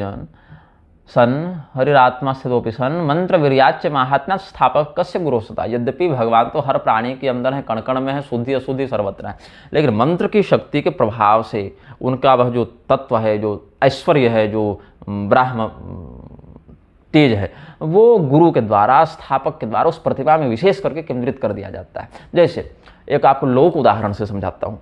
सूर्य है, सूर्य का प्रकाश तो हर जगह पड़ रहा है, चाहे वो विश्यालय हो, चाहे देवालय हो, चाहे विष्ठा हो, चाहे गंगाजल हो, सूर्य का प्रकाश तो सर्वत्र समान रूप से पड़ रहा है। लेकिन यदि आप लेंस ले लें और सामने कागज ले लें और लेंस के माध्यम से उस सूर्य की किरण को परावर्तित करके विशेष कोण वहाँ बनाएं, वहाँ अग्नि प्रकट हो जाती है।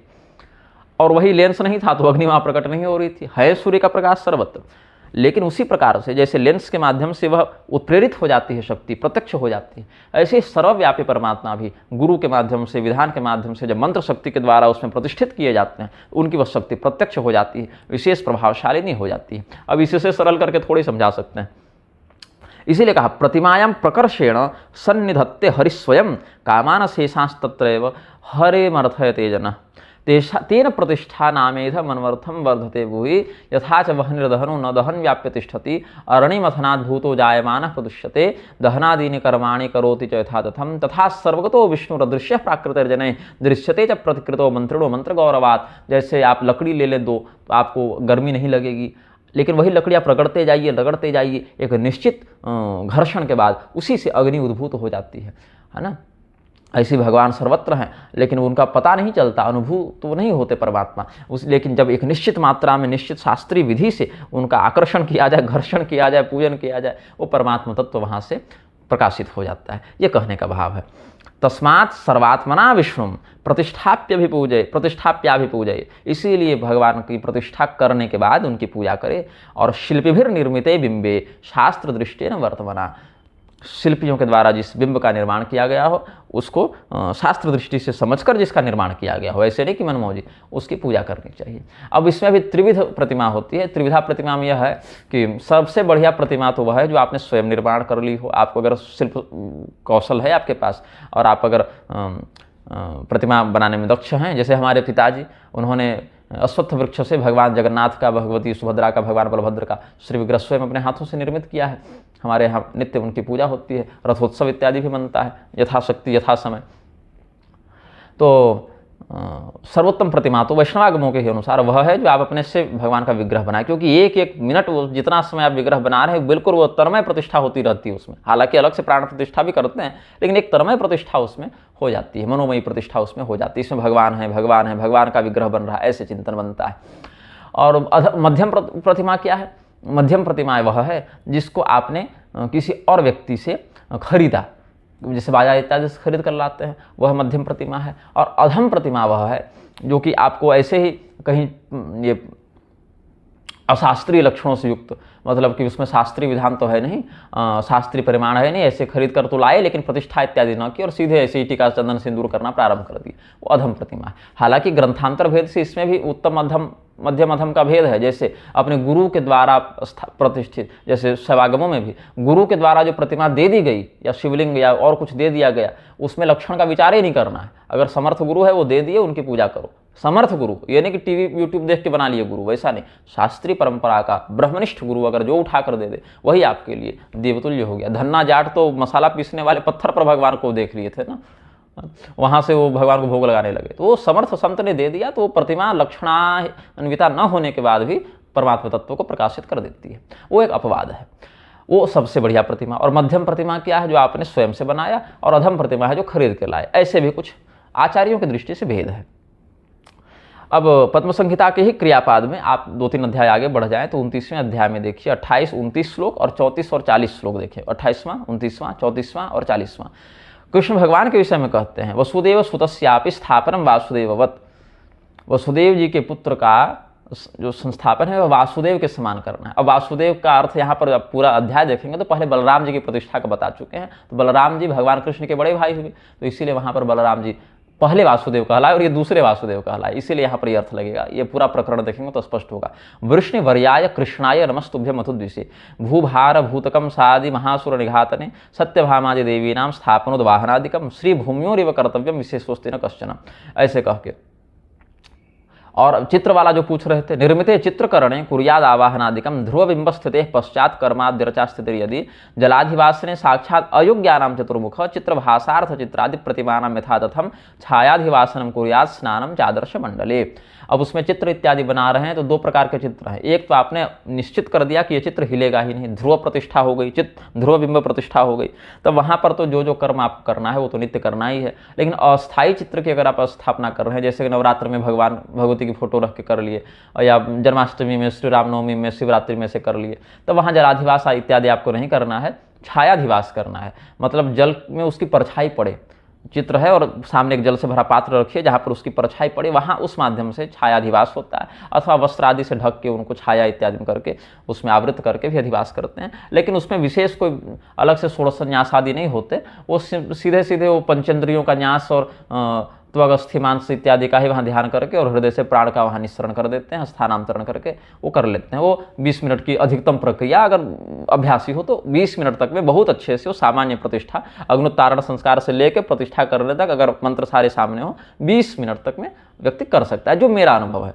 हो सकता है कुछ विशेष पद्धति से कम या अधिक भी लगे, क्योंकि कई बार तो ऐसा होता है कि व्यक्ति अगर सिद्ध साधक हो तो केवल प्राण का वो सन्निधान कर दे, वो शक्तिपात जैसा हो, 2 मिनट में प्रतिष्ठा हो गई। लेकिन हम वैसे साधक नहीं है, तो हमको 20 मिनट तक, बहुत सूक्ष्म प्रतिष्ठा भी करे तो उतना समय तो सब शोधन इत्यादि करने में लग ही जाता है, अगर सारा सामान उपस्थित हो, सारे मंत्र सामने हों तब। अब पद्म संहिता के क्रियापाद में ही कहते हैं, थोड़ा और आगे बढ़ जाए तो 32वें अध्याय में चले जाए तो गृहार्चा स्थापनं वक्षे यथावत कमलासन। ब्रह्मदेव को बता रहे हैं भगवान, पद्म संहिता ब्रह्मदेव को भगवान ने बताई है। तो कहते हैं कि उसमें कितने कितने हैं, सौवर्णी राजति वापी, घर में जो स्थापना है, गृहार्चा स्थापन, गृह में जो अर्चा स्थापन होगा वहाँ बता रहे हैं। यथावत कमलासन सौवर्णी राजति वापी प्रतिमा स्याद्विजन्मनाम आरकूटमयी यदवा यदवा ताम्रमयी भवेत लोहजा प्रतिमा सर्वा सर्व काम फलप्रदा। सोने की बनी प्रतिमा, रजत की बनी, चांदी की बनी प्रतिमा, ये सब ब्राह्मणों के लिए प्रशस्त है। आरकूट कहते हैं पीतल को, पीतल की बनी प्रतिमा या तांबे की बनी प्रतिमा भी प्रशस्त है। लोहे की बनी प्रतिमा भी सभी काम को सभी ये दे देती है। लेकिन इसमें क्या क्या है ना, कुछ कुछ निषेध भी है कहीं कहीं। शिलाबिंबम दारुबिंबम स्वगृहे नार्चयेद बुध पिशाचादि वशीकारे प्रतिमा चायसी मता। पत्थर से बनी प्रतिमा और लकड़ी से बनी प्रतिमा की पूजा घर में नहीं करनी चाहिए, क्योंकि और लोहे की बनी प्रतिमा भी, ये सब पिशाचों का वशीकरण करते हैं। यह भी एक मत यहाँ पर जो पद्म संहिता का क्रियापाद है उसका 32वां अध्याय का 3रा श्लोक यह बता रहा है।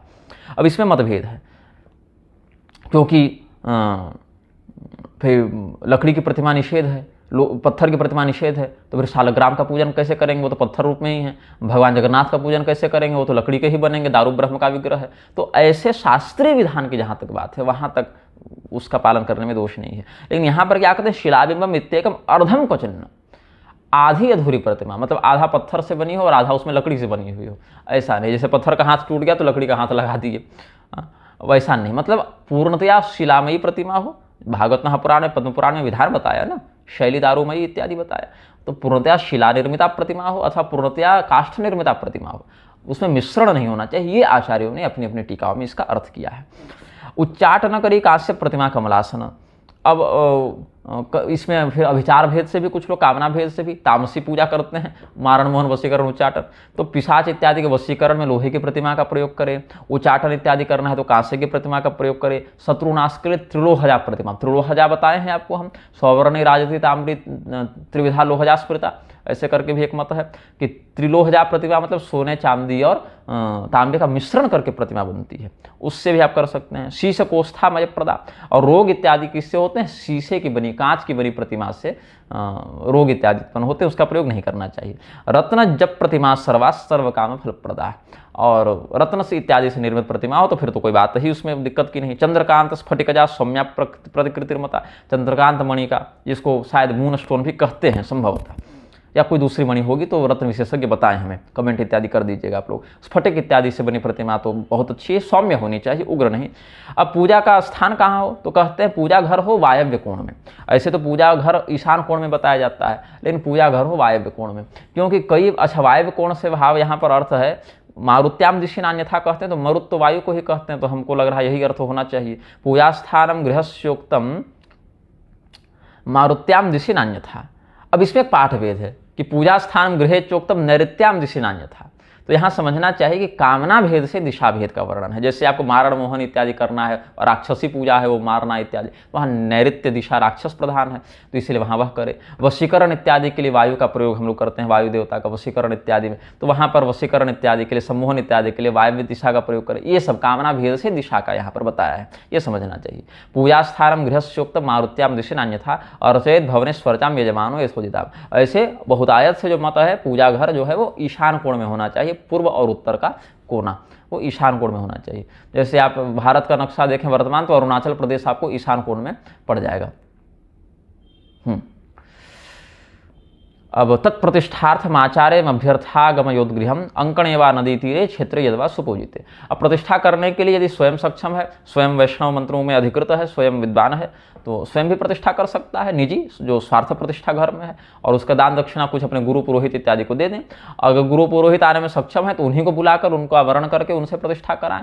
घर में अगर जगह कम है, उतनी प्रतिष्ठा की आप व्यवस्था नहीं कर सकते, तो पूजा रूम से बाहर निकल के आंगन में प्रतिष्ठा करें, और आंगन भी थोड़ा छोटा है तो कहीं बाहर बगीचे में नदी किनारे चले जाए, वहाँ प्रतिष्ठा करें। और चल प्रतिष्ठा है तो वहाँ से फिर उठाकर भगवान को पूजा घर में अपना स्थान आप दे सकते हैं, ऐसे कह के। विष्णु संहिता का 14वां अध्याय का दूसरा जो 14वें इसमें दूसरा श्लोक जो है, रत्न लोह शिला धातु मृत काष्ठा लेख्य भेदतः प्रतिमा सप्तभाग्य या निर्दोषा रत्न लोहया, ये सब भी आपको मत बता ही चुके हैं अलग अलग ग्रंथों से। तो अब प्रतिमा की जो प्रतिष्ठा की अनिवार्यता है, हाँ, एक इसमें अपवाद यह है कि किसी व्यक्ति को अगर प्रतिष्ठा का ज्ञान न हो, लेकिन हृदय बड़ा श्रद्धालु हो, सच में श्रद्धालु हो, शास्त्रनिष्ठ तो हो लेकिन शास्त्रज्ञ नहीं हो, शास्त्र के प्रति श्रद्धा तो रखता हो किंतु शास्त्र ज्ञान से रहित हो गया हो, तो अत्यंत भक्ति के उसमें जो अतिरेक से अगर वह शास्त्रीय लक्षणान्विता प्रतिमा है, तो अब आचार्य राजेश बेंजवाल बता रहे थे कि 3 महीने में उसमें विग्रह आ जाते हैं, भगवान की प्रतिष्ठा हो जाती है अगर वो त्रिकाल पूजन करे। हमने कहीं पढ़ा था, अभी तुरंत याद नहीं आ रहा है कहाँ पढ़ा था, लेकिन पढ़ा था कहीं 1 वर्ष में वो आ जाती है। तो हम समझते हैं कि एक समय पूजा करोगे तो 1 वर्ष में उसमें देवता जागृत होने लगेंगे, और अगर त्रिकाल करोगे तो शायद 3 महीने में हो जाए। पढ़ा हुआ विषय है, लेकिन अभी अब क्या है कि सैकड़ों शास्त्र हैं, सैकड़ों हजारों लाखों श्लोक हैं, अब कौन सी बात कहाँ पढ़े थे, सब बात जो है 1000 बातों में 2 बात भूलना भी तो जीव का लक्षण है। सब कुछ याद रहेगा तो भगवान ही नहीं घोषित हो जाएंगे, सर्वज्ञता हो जाएगी तो परब्रह्म घोषित हो जाएंगे ना। तो ये कहीं मिलेगा, कभी वैसा याद रखेंगे हम, कहीं मिलेगा ही, पढ़ा हुआ विषय है तो स्वाध्याय के मध्य कहीं मिलेगा वो श्लोक, तो फिर हम किसी वीडियो में इसको जोड़ देंगे, लेकिन पढ़ा हुआ है, इतना विश्वास कर सकते हैं कि गलत नहीं बताऊंगा। अब 1-2 वक्तव्य और हम इसमें समाहित करेंगे और फिर अपने कथन को पूर्ण करेंगे। इस पर हम पहले भी बोल चुके हैं, लेकिन थोड़ा सा जोड़ देता हूँ। मलुक पीठाधीश्वर जी का वक्तव्य जब हम सुने तो हमें कष्ट हुआ। अब रामभद्राचार्य जी का वक्तव्य सुनकर तो कष्ट होता नहीं, क्योंकि उनसे वही उम्मीद रहती है, अपेक्षा रहती है कि ये व्यक्ति गलत ही बोलेंगे। आश्चर्य तब होता है जब वो शास्त्री बोल जाते हैं कभी कभी, लेकिन अशास्त्री बोलने पर तो वो आश्चर्य नहीं होता। लेकिन मलुक पीठाधीश्वर अगर कुछ अशास्त्री बोल दे तब आश्चर्य होता है। तो इसमें उन्होंने गौतम बुद्ध को भगवान का अवतार नहीं माना है, केवल क्षत्रिय ब्राह्मण महात्मा बुद्ध को, अजन पुत्र बुद्ध को माना है। इस विषय में पुरी के शंकराचार्य स्वामी निश्चलानंद सरस्वती जी हों, चाहे स्वामी विद्याभास्कर स्वामी जी हों, चाहे स्वामी राघवाचार्य जी महाराज हों, चाहे त्रिदंडी स्वामी गोपालाचार्य जी महाराज हों, ये सब या फिर मलुक पीठाधीश्वर स्वामी जी हों, ये सब बहुत पहले से, बहुत वर्षों से ये कहते आ रहे थे या कहते आ रहे हैं कि गौतम बुद्ध भगवान के अवतार नहीं हैं, केवल अजनपुत्र ब्राह्मण काश्यप बुद्ध भगवान के अवतार हैं। जो गौतम बुद्ध हैं क्षत्रिय शुद्धोधन पुत्र, वो भगवान के अवतार नहीं हैं। तो इस विषय में हमने बहुत से शास्त्रीय प्रमाणों से युक्त अमृत वचन में भी लेख लिखा था, और हमने उत्तरकांड प्रसंग एवं संन्यासाधिकार विमर्श ग्रंथ में भी लिखा था, और इस पर यूट्यूब में वीडियो भी बनाया था। ये लेख हमारी वेबसाइट पर भी है, और इसको हमने आचार्यों के पास भेजा भी था कि आप जरा इस शास्त्र वाक्य का अवलोकन करें। अब पुरी शंकराचार्य जी को तो हमने चिट्ठी लिखी थी, अब उन तक पहुंची कि नहीं पहुंची बात पता नहीं, पहुंची तो उन्होंने जवाब नहीं दिया, या नहीं पहुंची तो चेलों ने पहुंचने नहीं दिया। मलुक पीठाधीश्वर जी से मेरा कोई वैसा कोई है नहीं अभी संपर्क कि हम उन तक अपनी बात पहुंचा सकें। अगर उनका कोई शिष्य देख रहा होगा तो हम तक, हाँ, उन तक हमारी बात को आप निवेदित करें। हाँ, स्वामी राघवाचार्य जी, स्वामी गोपालाचार्य जी, स्वामी विद्याभास्कर जी महाराज, इन तीनों से हमारा निजी संबंध है, तो हमने अपना लेख और वीडियो उनको भेज दिया था। और बहुत हर्ष का विषय है कि उन तीनों आचार्यों ने एक मत से इस बात को स्वीकार किया कि हम पहले इन प्रमाणों को हमने गौर नहीं किया था, इन बातों को हमने ध्यान नहीं दिया था, केवल श्रीमद् भागवत में वर्णित कथानक और अन्य आचार्यों के मतों के अनुसार हम लोग गौतम बुद्ध को भगवान का अवतार नहीं मानते थे। लेकिन अब इन प्रमाणों को देखने के बाद, इनकी समीक्षा पर्यावलोकन करने के बाद हम गौतम बुद्ध को भी भगवान विष्णु का अवतार स्वीकार करते हैं। और तीनों वैष्णवाचार्य हैं, इनके द्वारा मान्यता मिलना तो और अच्छी बात है। तीनों वैष्णवाचार्य हैं, सत संप्रदाय निष्ठ हैं और शास्त्रीय बातों को ही प्रसारित करते हैं, दुराग्रही नहीं है। तो इन्होंने स्वीकार किया, इन्होंने इस बात को माना कि हाँ, इन शास्त्र प्रमाणों के आधार पर हम जैसे कश्यप बुद्ध को, जैसे अजन पुत्र बुद्ध को भगवान का अवतार मानते थे, वैसे ही शुद्धोधन पुत्र क्षत्रिय गौतम बुद्ध को भी भगवान का अवतार मानते हैं। तो इस विषय में जो प्रमाण है वो हम आपको बताते हैं। भगवान मध्वाचार्य जी जो हैं, आदि मध्वाचार्य जी, आनंद तीर्थ महाभाग, उन्होंने भी भगवान विष्णु का शुद्धोधन पुत्र रूप में बुद्धावतार स्वीकार किया है। महाभारत तात्पर्य निर्णय के अध्याय 32 के श्लोक 135 से 136 तक देखें। यस्त्रैस् पुराणाम प्रथमोत्र जातः शुद्धोदनेत्येव जिनेति चोक्तः क्षेत्रे गयाक्षेश शिशुं प्रजातं संप्रास्य दूरेत्र बभूव विष्णु अजानमानः स्वशिशुं गतं तं शिशुं हरिं वीक्ष निजं स्म मे निरे शिशुं हरिं वीक्ष निजं स्म मे निरे तेषां तदा वैदिक कर्म वीक्ष तत्संप्राहसत् तद्वपुषैव केशवः तं जातमात्रं प्रहसन्तमीक्ष्य सुविस्मितः पृष्ठ उवाच विष्णु बुद्धोहमित्येव सुनित्यबोधात् जगाद चैषामथ बुद्ध दर्शनम। ये और बौद्ध भी यह मानते हैं, केवल हिंदू नहीं, बौद्ध भी यह मानते हैं। ललित विस्तर के जन्म परिवर्त के श्लोक 66 को देखें। महर्षि असित जब बुद्धावतार का दर्शन करने आए हैं, शुद्धोधन के घर आए हैं, शुद्धोधन को उन्होंने बताया कि तुम्हारा यह जो लड़का है ना, ये कोई सामान्य नहीं है, अपितु ये तो 32 महापुरुष के लक्षणों से युक्त है, भगवान नारायण का ही अंश है, यह उन्हीं की शक्ति से युक्त है। पुत्रस्ते वर रूप पारमिगतो जातो महातेजवान द्वात्रिंशद वर लक्षणे कवचितो नारायण स्थामवान तम द्रष्टुम ही ममेप्सितम नरपते सर्वार्थ सिद्धम शिशुम इत्यर्थम समुपागतोस्मिन् नृपते नास्त्यन्य चैतन्य कार्यम मम। मध्वाचार्य जी का ही आप देख लें, जो महाभारत तात्पर्य निर्णय में उन्होंने कहा, उसी की साम्यता बौद्ध ग्रंथों में भी मिल जाती है। बुद्ध चरितम में देखिए, जो उन्होंने कहा ना गौतम बुद्ध ने, शुद्धोधन पुत्र ने, कि बुद्धो हमित्येव सुनित्य बोधा जगाद चैषामथ बुद्ध दर्शनम, वही बात बुद्ध चरितम के प्रथम अध्याय में है, श्लोक 15वां, अथवा कहीं कहीं अलग अलग पाठ भेद है तो श्लोक 34वां भी उसमें कह देते हैं। बोधाय जातोस्मि जगद हितार्थ मंत्या तथोत्पत्तिरियम ममेति चतुर्दिशंग सिंह गतिर्विलोक्य वाणिम च भव्यार्थ करीम वाच। मध्व संप्रदाय में ही आगे बहुत श्रेष्ठ और मान्य विद्वान हुए वादिराज तीर्थ स्वामी जी, वो भी अपनी दशावतार स्तुति में जब दशावतार की स्तुति किए हैं तो शुद्धोधन पुत्र का भगवद अवतार होना स्वीकार किए हैं। बुद्धावतार कवि बद्धानुकंप कुर्बद्धांजलो मयि दयाम शौद्धोधनि प्रमुख सैद्धांतिका सुगम बौद्धागम प्रणयन ऐसे करके। और दशावतार स्तुति जो आदि शंकराचार्य जी ने लिखा, उसमें तो न शुद्धोधन पुत्र का नाम लिखा न अजन पुत्र का नाम लिखा, केवल बुद्ध कह दिया। धरा बद्ध पदमासन स्थांघ्रियष्टिर नियम्यानिलम न्यस्तनासाग्र दृष्टि स आस्ते करो योगिनाम चक्रवर्ती स बुद्ध प्रबुद्धोस्तु निश्चिंतवर्ती, ये सब भी श्लोक आते हैं। तो भगवान बुद्ध का जो ध्यान वहाँ वर्णित है, वह ध्यान कहाँ से साम्यता रखता है? अग्नि पुराण के दशावतार प्रतिमा लक्षण जो है अध्याय 49 का श्लोक 8वां, वहाँ से रखता है। शांतात्मा लंबकर्णश्च, कान लंबे हैं ना, गौरांग गोरे हैं, चांबरावृत ऊर्ध्व पद्म स्थितो बुद्धो वरदाभयदायक। ये अब अग्नि पुराण में जो बुद्ध का ध्यान है वो कौन से बुद्ध का ध्यान है? शुद्धोधन पुत्र का ध्यान है। वहाँ पर जो 16वां अध्याय है अग्नि पुराण में, पहला से तीसरा श्लोक देखिए, भगवान बुद्धावतार के अंतर्गत जो दशावतार प्रकरण है ना, उसमें जो 10 अवतारों में बुद्ध की बात वहाँ से बता रहे हैं। वक्षे बुद्धावतारम च पठत शृण्वतोर्थदम पुरा देवासुर युद्धे दैत्तिर्देवा पराजिता रक्ष रक्षेति शरणम वदंतो जगमुरीश्वरम माया मोहस्वरूपोऽसौ शुद्धोदन सुतो भवत् मोहयामास दैत्यांस्त्याजिता वेद धर्मकम तेज बौद्धा बभूवुर्हितेभ्योऽन्यो वेद वर्जिताः। अब ऐसे ही आगे देखिए विष्णु धर्म पूर्व पुराण के अध्याय 66 के श्लोक 68 से 71 तक देखिए, जहाँ भगवान ने स्वयं अपने श्री राम अवतार, श्री कृष्ण अवतार इत्यादि का वर्णन करने के बाद ब्रह्मदेव को कलयुग का वर्णन करते हुए कहा कि मैं स्वयं शुद्धोधन पुत्र बुद्ध के रूप में आऊँगा। ततः कलियुगे घोरे संप्राप्तेभ्य समुद्भव शुद्धोधन सुतो बुद्धो भविष्यामि विमत्सरः बौद्धम धर्ममुपाश्रित्य करिष्ये धर्मदेशनाम नराणामथ नारीणाम दयाभूतेषु दर्शयन् रक्तांबराह्यं जिताक्षा प्रशांत मनसस्ततः शूद्रा धर्मं प्रवक्ष्यन्ति मयि बुद्धत्वमागते। एड़ूक चिह्ना पृथ्वी, मजारों से भर जाएगी पृथ्वी, यह भी बताया। एड़ूक चिह्ना पृथ्वी न देव गृहभूषिता भवित्रिप्राय सुब्रह्मण मयि बुद्धत्वमागते। तो कौन से बुद्धत्वमागते? कस्मिन् बुद्धत्वमागते? तो कहते हैं शुद्धोधन सुतो बुद्धो भविष्यामि विमत्सरः। नारद पांचरात्र में और पद्म पुराण के उत्तरखंड के 71वें अध्याय में भगवान महादेव ने विष्णु सहस्रनाम बताया है। उस विष्णु सहस्रनाम में, तांत्रिक और पौराणिक विष्णु सहस्रनाम में, ऐसे तो स्कंद पुराण, गरुड़ पुराण इत्यादि में भी विष्णु सहस्रनाम है, लेकिन पद्म पुराण के उत्तरखंड के 71वें अध्याय वाला जो है, उसके आखिरी में जहाँ बुद्धावतार के नामों का वर्णन है, वहाँ शुद्धोधनी, सौद्धोधनी ऐसे भगवान का नाम आया है ना। बुद्धो ध्यान जिताशेषो देव देव जगत प्रिय निरायुधो जगत जैत्र श्रीधरो दुष्टमोहन दैत्य वेद बहिः कर्ता वेदार्थश्रुतिगोपक सौद्धोधनिर्दष्ट दृष्टि सुखदः सदसस्पति। अब महाभारत का जो शांति पर्व है, सवादरक्षीय महाभारत, जिसका वर्णन देवी भागवत में, औसनस पुराण के विंध्य खंड इत्यादि में है, दक्षिण भारत में जिसका अधिक प्रचलन है, भारत के दक्षिणी भाग में, अध्याय 348 के श्लोक 43 में भगवान विष्णु स्वयं कहते हैं कि मैं शुद्धोधन के पुत्र के रूप में बुद्धावतार लूंगा। काषाय वस्त्र संवीतो मुंडितः शुक्ल दंतवान शुद्धोधन सुतो बुद्धो मोहयिष्यामि मानवान। अब ये सब जो है प्रमाण देखना चाहिए आचार्यों को। अब हमारे एक सुहृद ऋषिकेश ब्रह्मचारी को ये सब बताए तो ऋषिकेश ब्रह्मचारी कहे कि अगर ये सब लिखा है तो अग्नि पुराण इत्यादि के इन श्लोकों को हम हटवाने का प्रयास करेंगे। अब बताइए, ये सब तो शास्त्र बचाएंगे। हमको जहाँ तक सूचना मिली उन्होंने यही कहा कि अगर ये सब है तो शायद बाद में किसी ने जोड़ दिया होगा, हम इसको हटवाएंगे हम लोग। मतलब आपने जो मान लिया उसको बचा लेना है, और अगर आपकी भ्रम और आपके अज्ञान के विरुद्ध कोई बात शास्त्र में दिखने लगे तो शास्त्र ही बदल दीजिए। तो ये तो खैर पाखंडवादिनी वृत्ति हो गई ना।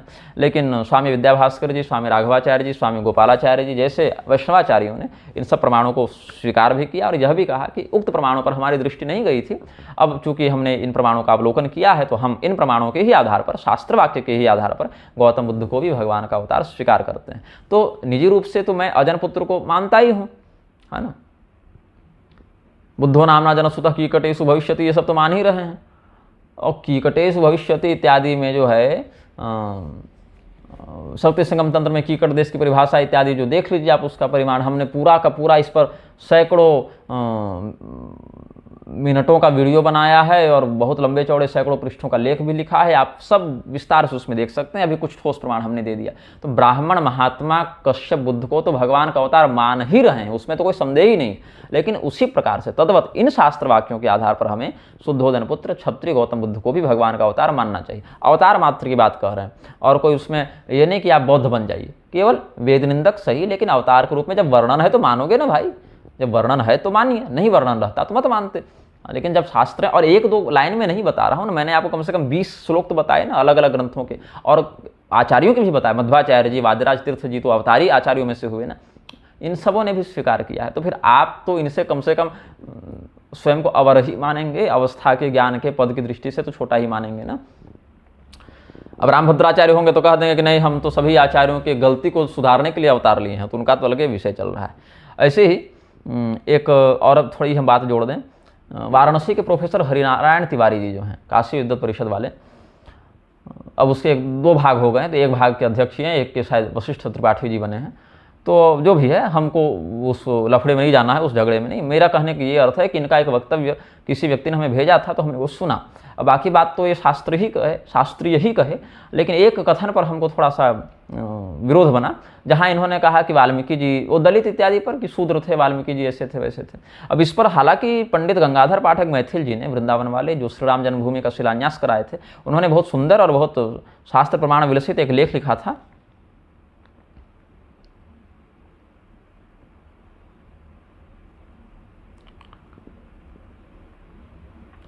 उस लेख को मैं चाह रहा था कि थोड़ा कुछ पढ़ के उसका सार सुना दूं, लेकिन फेसबुक पर उन्होंने डाला था, अभी मिल नहीं रहा है वो लेख। जो भी है, आप पंडित गंगाधर पाठक मैथिल जी के फेसबुक पर जाएंगे तो वो लेख कहीं मिल जाएगा, या कमेंट में उनसे पूछेंगे तो वो लिंक दे देंगे। अभी वो दिख नहीं रहा है लेख हमको। हालांकि सबरी जी इत्यादि प्रकरण को लेकर उनसे हमारा मतभेद बना, और हमारे मन में तो ऐसा कुछ नहीं है, लेकिन उनके मन में थोड़ा सा क्षोभ है हमारे प्रति। अब ईश्वर जाने आगे भविष्य में हमारा संबंध कैसा रहेगा।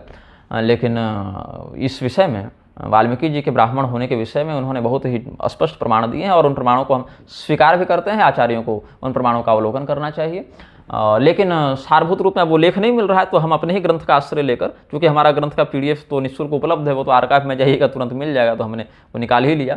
एक बार वाल्मीकि जी के ब्राह्मण होने या शूद्र होने के विषय में हम कुछ बोल देते हैं, बहुत विस्तार से नहीं बोलेंगे, क्योंकि उस विषय पर हम एक अलग से वक्तव्य जारी करने का विचार कर रहे हैं। समय मिलेगा तो बनाएंगे। वाल्मीकि जी और वेदव्यास जी, ये शूद्र थे, मछुआरे थे, दलित थे, डाकू थे, क्या थे, इस पर एक बनाएंगे। लेकिन वाल्मीकि जी वाले विषय पर थोड़ा हम 10-5 मिनट बोल देते हैं। अब वाल्मीकि जी ब्राह्मण थे, शूद्र नहीं थे, डाकू नहीं थे, इस विषय में जो लोग कहते हैं वो लोग निम्न श्लोक बड़ा जोर शोर से बोलते हैं, जो वाल्मीकि रामायण के उत्तरकांड का है। सर्ग 96 श्लोक 19-20 है। प्रचेत सोहम दशमः पुत्रो राघव नंदन न स्मराम्यनृतम वाक्य मिमौ तु तव पुत्रकौ बहुवर्ष सहस्राणि तपश्चर्या मया कृता नोपाश्नीयाम फलम तस्या दुष्टेयम यदि मैथिली। जो भगवान के भरे दरबार में वाल्मीकि जी ने प्रतिज्ञा की है, शपथ की है कि मैं प्रचेता का 10वां पुत्र हूँ। प्रचेता का जो है वो मित्रावरुण के रूप में भी पूजन होता है, जल के अधिष्ठाता देवता माने गए हैं। और अप्सरा को देखकर उनका संयम स्खलित हो गया, तो वहाँ से फिर घड़े के माध्यम से वशिष्ठ जी का, दक्ष प्रजापति का, अगस्त मुनि का, वाल्मीकि, ऐसे करके 10 पुत्रों का वहाँ से प्रादुर्भाव हुआ है। उसमें 10वें पुत्र थे वाल्मीकि जी। अन्य पुराणों में ये कथा है, बहुत विस्तार से यहाँ नहीं बता रहा हूँ, वो जब वीडियो बनाएंगे तब उसमें चर्चा करेंगे। तो उसमें कहते हैं वाल्मीकि जी कि मैं प्रचेता का 10वां पुत्र हूँ, और मैं कभी झूठ नहीं बोलता, और इससे पहले भी झूठ नहीं बोला हूँ, तो आज भी झूठ नहीं बोलूँगा। और ये दोनों जो लवकुश हैं, ये आपके पुत्र हैं, और जो भगवती सीता जी हैं, इनका चरित्र बड़ा शुद्ध है। और अगर इनका चरित्र अगर शुद्ध नहीं है, अगर मैं झूठ बोल रहा हूँ कि ये चरित्रवती हैं, तो फिर हमने आज तक हजारों वर्षों तक जो तपस्या की है, उसका कोई फल हमें प्राप्त न हो, ऐसी उन्होंने तपस्या की थी। अब इसमें अच्छा, इसमें एक और मतभेद है। जो लोग कहते हैं मरा मरा जो है सो नहीं जपे, वो ये सब काल्पनिक बातें हैं, तो इस सब बातों पर भी गोस्वामी जी ने भी लिखा है, कुछ तो भक्तमाल में भी वर्णन है। तो जो वाल्मीकि जी ने अपना चरित्र स्वयं ही अपने मुख से वर्णित किया है, उसको हम आनंद रामायण, अध्यात्म रामायण, है ना, विष्णु धर्मोत्तर पुराण, शिव पुराण इत्यादि मत से आपको बताते हैं। मेरे संज्ञान में अभी तक हमने जो अध्ययन किया है, जो कथाएं, उनमें से 6 कथाओं का हम आपको आश्रय लेते हैं। भृगुवंशी ब्राह्मण बताया गया विष्णु धर्मोत्तर पुराण के खंड 1 के अध्याय 74 के श्लोक 38 में। वाल्मीकि जी को। कौन से वाल्मीकि? जो रामायण के रचयिता हैं वो वाल्मीकि। त्रेतायुगे चतुर्विंशे भृगुवंशोद्भवेन तु वाल्मीकिना तु रचितम स्वमेव चरितम शुभम रामाख्यानम महापुण्यम श्रोत्रिणाम विष्णु लोकतम। अब हम आपको आते हैं अन्य प्रमाणों से। सनत कुमार का एक कथन है जो वेदव्यास जी को सनत कुमार ने बताया है। उसमें बताते हैं आसित व्यास पुरा विप्र सुमतिर भृगुवंशज। ये जो भृगुवंशी जो वाल्मीकि जी हुए ना, जो विष्णु धर्मोत्तर पुराण में कहा भृगुवंशोद्भवे न तो ये वाल्मीकि जी भृगुवंश में कैसे आए इसकी कथा अब आगे बताते हैं। सनत कुमार जी बता रहे हैं वेदव्यास जी को। आसित व्यास पुरा विप्र सुमतिर भृगुवंशज रूप यौवन संपन्ना तस्य भार्याथ कौशिकी तस्य पुत्र समुत्पन्नो ह्यग्नि शर्मेति नामतः सपित्रा प्रोच्यमानोपि वेदाभ्यासम न मन्यते। अब हम पूरा श्लोक और पूरा अर्थ बताएंगे तो बहुत विलंब हो जाएगा, हमको भी अब आगे अपने और कार्यों में लगना है, तो हम आपको सीधे सीधे बात बता देते हैं। भृगुवंश में एक ब्राह्मण थे, उनका नाम था सुमति, उनकी पत्नी का नाम था कौशिकी, उनके लड़के का नाम था अग्नि शर्मा। लेकिन अग्नि शर्मा की रुचि जो है सो वेदाध्ययन इत्यादि में नहीं थी। ब्राह्मण थे जाति से, लेकिन कर्म से वो ब्राह्मण नहीं रहे। तो एक बार क्या हुआ कि बहुत अकाल पड़ गया, तो सुमति को कुछ भरण पोषण के लिए सूझा नहीं, तो जंगल चले गए अपनी पत्नी बच्चे को लेके दक्षिण दिशा की ओर। अपने घर से दक्षिण दिशा की ओर एक जंगल चले गए। वहाँ बहुत से चोर डकैत पहले से भी रहते थे। तो ये जो लड़का था अग्नि शर्मा, ये गलत संगति में पड़ गया, चोर डकैत के साथ ही संगति में पड़ गया। तो वहीं पर वो अपना शिकार करता, बहिल्यावृत्ति डकैती इत्यादि करता, राहगीरों को लूटता। स्मृतिर्नष्टा गता वेदा गतम गोत्रम गता श्रुति ही कस्मिश्चित काले तो तीर्थयात्रा प्रसंगतः सप्तर्षय पथातेन सुव्रता समुपस्थिता। इसी प्रकार चोरी डकैती करते हुए इनको यह विस्मरण हो गया कि मैं कौन हूँ, ब्राह्मण हूँ कि क्या हूँ, मेरा क्या गोत्र है, भृगुवंश में हम हैं, अग्नि शर्मा हमारा नाम है, ये सब भूल गए। पिता माता तो खैर धार्मिक ही थे, लेकिन ये गलत संगति में डकैत बन गए थे अग्नि शर्मा। बाद में फिर सप्तर्षियों से इनका सम्मिश्रण हुआ, तो इनका जो भी अब सप्तर्षियों के पास जो भी था दंड कमंडल कुछ अपना छीना झपटी करने लगे। तो वो बोले, अत्रि मुनि वहाँ बोले, तस्य तद्वचनम श्रुत्वा अत्रिर्वचनम अब्रवीत अस्मत् पीड़जनम पापम कथम ते हृदय वर्तते। कि हम तो भैया तीर्थ यात्रा के लिए निकले हैं, कोई संपन्न कोई सेठ मारवाड़ी तो है नहीं कि हमको तुम लूटोगे तो तुम बहुत धनी बन जाओगे। अब ये सब क्या दंड कमंडल और कुछ एक वलकल वस्त्र छीन कर करोगे, और छीनोगे तो धन भी नहीं मिलेगा, उल्टे पाप बटोर लोगे। तो ये पाप किसका होगा ये बताओ हमें। अग्नि शर्मा ने कहा, ममास्ति माताथ पिता सुतो भार्या गरीयसी पोषयामि तदातांस्तु एतन्मे हृदय संस्थितम। कि हमारी माँ हैं, पिताजी हैं, और विवाह भी हो गया था, तब तक कर लिए थे कहीं से, तो पत्नी बच्चे भी हो गए थे। बोले कि उनका हम भरण पोषण करते हैं, इसलिए पाप उनको भी लगेगा। तो बोले अत्रि मुनि जरा जाकर पूछ कर आओ भाई कि तुम्हारे पाप में कौन कौन हिस्सेदार हैं, तो जिनके लिए तुम इतना अधर्म कर रहे हो। तो अग्नि शर्मा ने कहा कि अरे क्या वो हमारे पाप को नहीं लेंगे? बोले हमको तो नहीं लगता लेंगे, लेकिन एक बार तुम पूछ लो। तो बोला अच्छा ठीक है, तुम लोग यहीं रुकना। सप्तर्षियों को कहा कि यहीं रुकिए, मैं जाकर पूछ कर आता हूँ। तो गए, जाकर अपने पिताजी को पूछा, माताजी को पूछा, पत्नियों को पूछा, तो सब ने कह दिया पिता प्राह तथा माता नापुण्य मावयोरिह तम जानासि यत् कुरुषे कृतं भाव्यम पुनस्त्वया। कि पिता ने कह दिया, माता ने कह दिया कि भाई तुम जो करते हो तुम समझो, हमारा तुम्हारे पाप में कोई हिस्सेदारी हमारी नहीं है। अब तथाप्युक्तम न मे पापम पापमेव मे तत्त्वैव हि तद्वाक्यम अब्रवीत पुत्रम बालोहमिति स्वब्रवीत। पत्नी ने भी यही कह दिया तुम्हारा पाप तुम जानो। बच्चे ने कहा भैया हम तो बच्चे हैं, हमको क्या मतलब कि आप क्या कर रहे हैं, बाप जैसा भरण पोषण कर रहा है हम वैसा कर रहे हैं। तब इनको बहुत डर लगा अंदर से, ये चले गए सब। अच्छा अत्रि मुनि जैसे ब्रह्मनिष्ठ का दर्शन हो गया, इससे भी तो सद्बुद्धि हो जाती है ना, संत का दर्शन हो जाए, उनसे दो पंक्ति बोलने का अवसर मिल जाए, उससे भी बहुत लाभ है। तो इनका उतना ही सत्संग जो है कुछ इनके सौभाग्योदय का निमित्त बना। फिर ये चले गए अग्नि शर्मा, सप्तर्षियों को प्रणाम किया, वो सब हथियार उथियार फेंक के और प्रणाम कर लिए और रोने लगे कि हमको बचा लीजिए। सुष्ठु उपदेश दानान माम नरकाप्रातुमर्हथ, कि हमको नरक से बचाइए, उपदेश दीजिए। तब बोले कि अच्छा ठीक है कोई बात नहीं, चिंता मत करो, यहीं पर तुम विराजित हो जाओ, यहीं पर भगवान का तुम ध्यान करना, और 13 साल तुम ध्यान करना। 13 साल तक वो ध्यान किए हैं भगवान का। अनेन ध्यान योगेन महामंत्र जपेन च, ये मंत्र दे दिया, राम मंत्र दे दिया। यहाँ हालांकि यहाँ राम मंत्र स्पष्ट लिखा नहीं है, लेकिन मरा जपे हैं, तो मरा तो वस्तुतः राम ही तत्व था ना, मरा तो था नहीं मंत्र, वो तो राम मंत्र था, वो तो उल्टा अपने कुसंस्कार से जपते थे। तो वहाँ पर 13 वर्ष तक वो समाधि में रहे। फिर वहाँ पर दीमक की बाम भी बन गई, और उधर से जब वो घूमते फिरते आए वो ऋषि महर्षि, तो अंदर से जप की ध्वनि सुनाई पड़ी। तो बोले ये कौन है भाई, यहाँ कौन से तपस्वी जप कर रहे हैं। तो फिर उन्होंने वो दीमक का वो टीला हटाया, तब देखा कि ये तो बिल्कुल तपस्वी एकदम तेज से एकदम प्रदीप्त हो रहे हैं। तब जब उनकी समाधि टूटी तो खड़े हुए, अपने गुरुजनों को देखकर प्रणाम किया और बोला कि आपकी कृपा से हम इस पाप से मुक्त हुए हैं, अब बताइए हमारे लिए क्या आदेश है। बोले तुम वाल्मीकि मतलब दीमक की बांबी से एक नया शरीर लेकर मानो उत्पन्न हुए हो, नया तुम्हारा जीवन हुआ है, तुम्हारा नाम वाल्मीकि होगा, इसी नाम से तुम्हारी ख्याति होगी। ऐसे कह के फिर वो चले गए। अब फिर वाल्मीकि जी बाद में रामायण लिखने के लिए प्रवृत्त हुए, तो कुशस्थली में जाके और भगवान महादेव की आराधना करते हैं और वाल्मीकेश्वर महादेव की स्थापना करते हैं। वहाँ से फिर भगवान शिव ने उनको कवित्व शक्ति का वरदान प्रदान किया है। स्कंद पुराण के अवंती खंडांतर्गत अध्याय 24 के श्लोक 3 से 38 तक इनकी कथा आप देख सकते हैं। फिर एक कथा मैं आपको बताता हूँ जो वाल्मीकि जी ने भगवान श्री रामचंद्र जी को, नहीं वो तो अध्यात्म रामायण का, अभी ये देख लीजिए। पुरा पुरो हवे चासन मृग व्याधो दियाधम धनुर्बाण धरो नित्यम मार्गे विप्र विहिंसक। एक कल्प में तो आपको अग्नि शर्मा का बता दिया, दूसरे कल्प में जो है अन्य कल्प में भी वाल्मीकि जी का वर्णन मिलता है। यहाँ भी ब्राह्मण के ही कुल में आए थे, जैसे वहाँ सुमति और कौशिकी के पुत्र के रूप में आए, तो यहाँ भी ब्राह्मण के ही रूप में आए, लेकिन ये बहेलिया बन गए, व्याधा बन गए, धनुष बाण लेकर प्राणियों को मारते पीटते रहते थे और ब्राह्मणों को विशेष करके मारते थे। स्वयं ब्राह्मण होने के बाद भी ब्राह्मणों को विशेष करके मारते थे। और क्या करते थे, ब्राह्मणों को मार के उनका जनेऊ ले लेते थे। वो जैसे अंगुली माल अंगुली काट लेता था ना, ये जनेऊ उनका छीन लेते थे और गिनते थे कितने ब्राह्मणों को हमने मारा है। अब क्यों मारते थे ब्राह्मणों को, तो इसका कारण है ब्राह्मणस्य च यद्रव्यम सुधोपम मनुत्तमम मधुरम क्षत्रियस्य व वैश्यस्यान्न समम स्मृतम शूद्रस्य वस्तु रुधिरमिति ज्ञात्वा द्विजाधमः स जघान त्रिवर्णाश्च ब्राह्मणान बहुलान खल।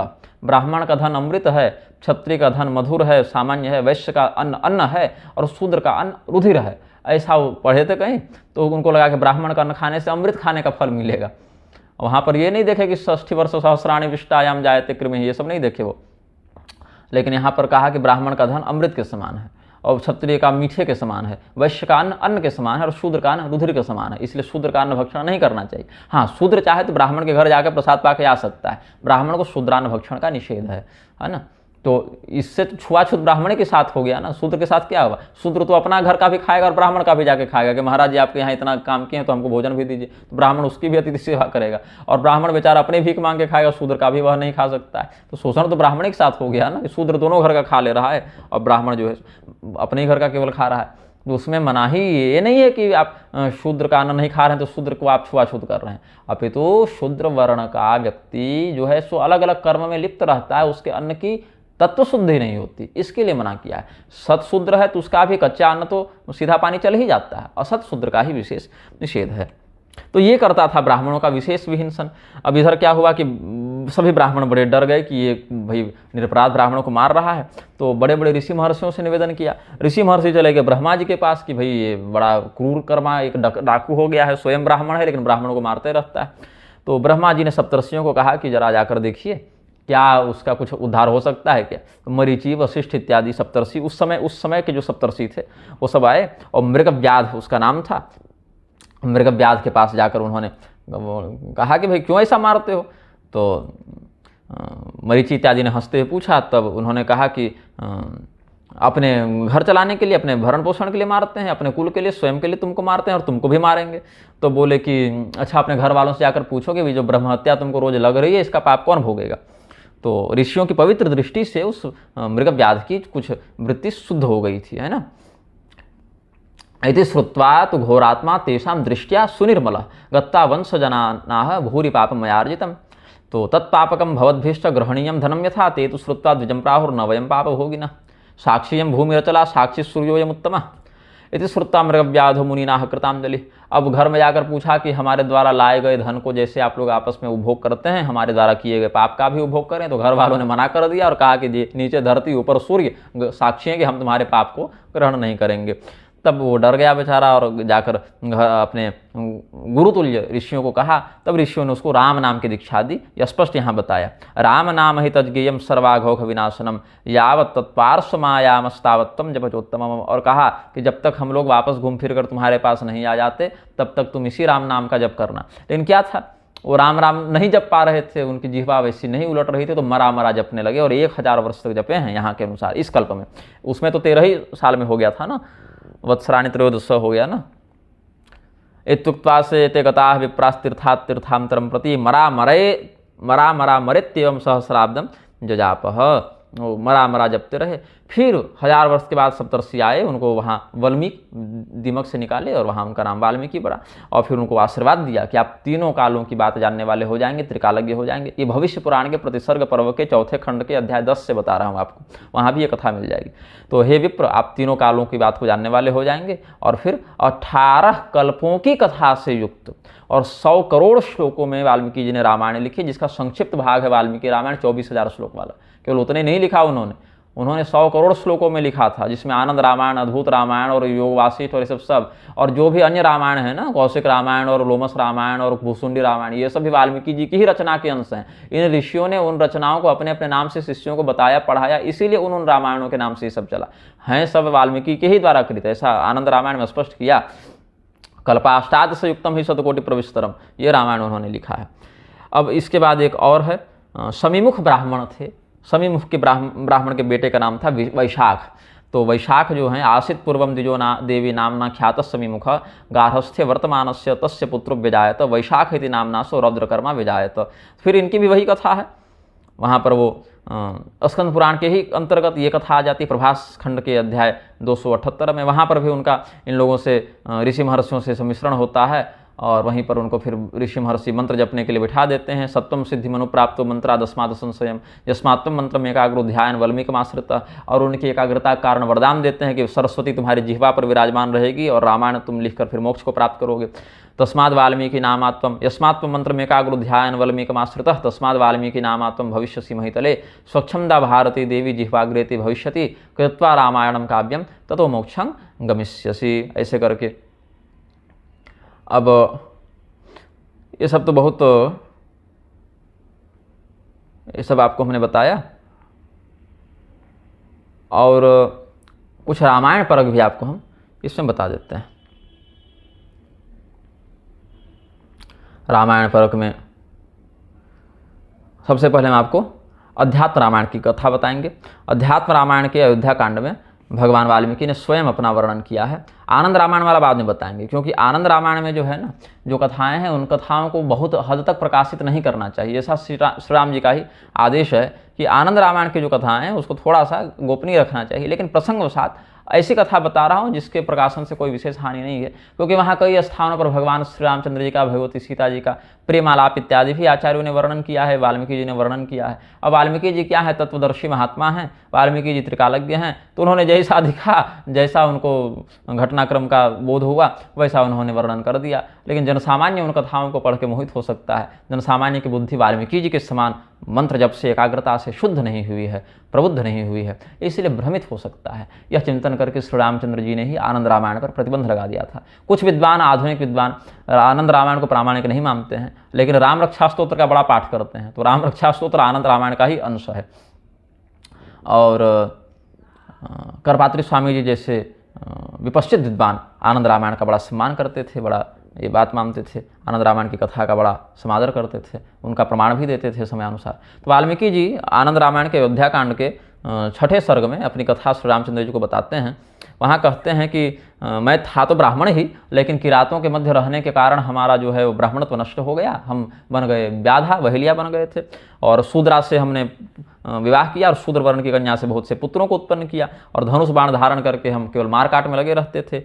आपके ही नाम के प्रभाव से हम वाल्मीकि बने हैं, प्रभु ऐसा बताते हैं, ब्रह्मर्षि बने हैं। राम त्वन्नाम महिमा वर्णते केन वा कथम यत् प्रभावादहम राम ब्रह्मर्षित्वम अवाप्तवान अहम पुरा किरातेषु किराते सह वर्धितः जन्म मात्र द्विजत्वम में शूद्राचार रतः सदा शूद्रायाम बहवः पुत्रा उत्पन्ना मे जितात्मनः ततश्चोरैथ संगम्य चौरोहम अभवम पुरा, हम चोर भी बन गए, ऐसा वाल्मीकि जी आगे बताते हैं। फिर वही जो कथाएं आपको हम बताते गए हैं आगे। फिर उनको ऋषि महर्षि मिले, तो सप्तर्षियों के पीछे वो जब गए उनको लूटने के लिए, सप्तर्षियों का दर्शन किया। एकदा मुनिय सप्त दृष्टा महतिकान ने साक्षान मया प्रकाशम तो ज्वलनार्क सम प्रभा, तब लोभ से उनके पीछे जब दौड़े तो ऋषि महर्षियों ने कहा, भाई हमको जो लूट रहे हो इसका पाप कौन भोगेगा, तुम्हारे बाल बच्चे, पत्नी, माता भोगेंगे क्या।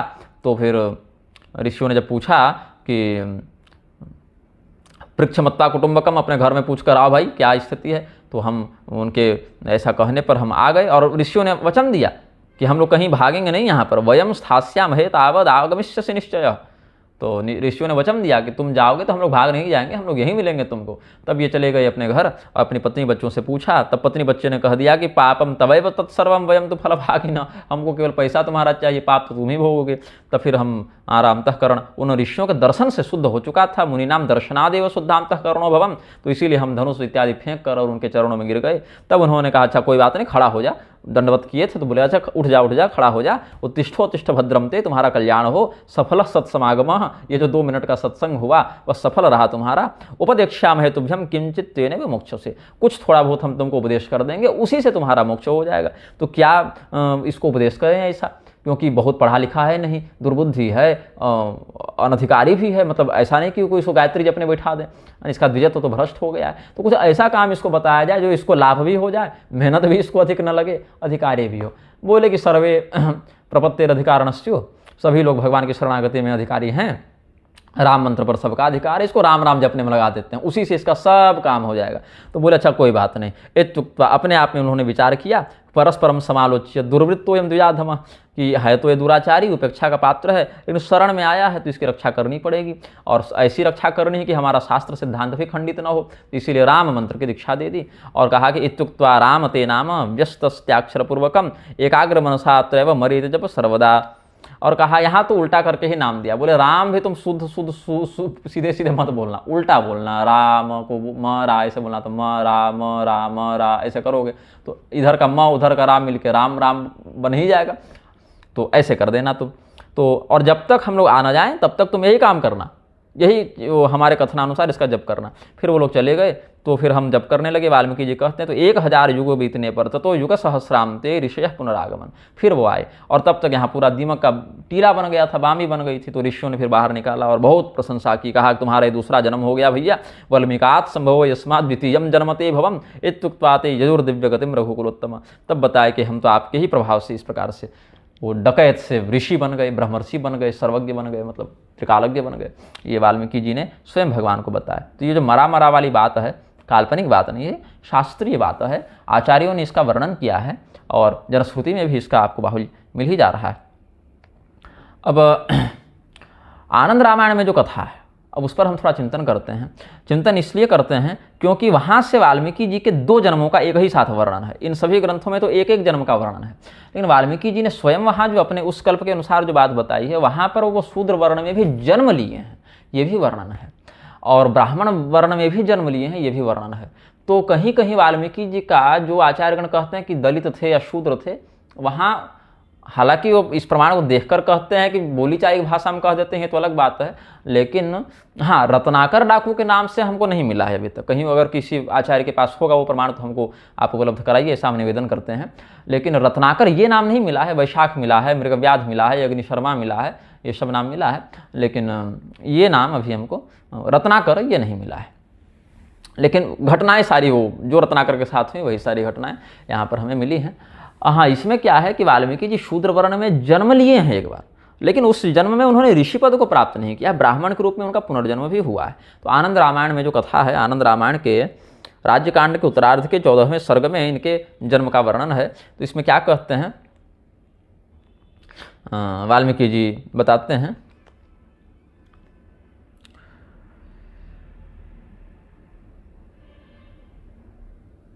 एक डाकू था, एक चोर था। उस चोर का क्या नाम था, यहाँ नाम तो अभी नहीं मिल रहा है।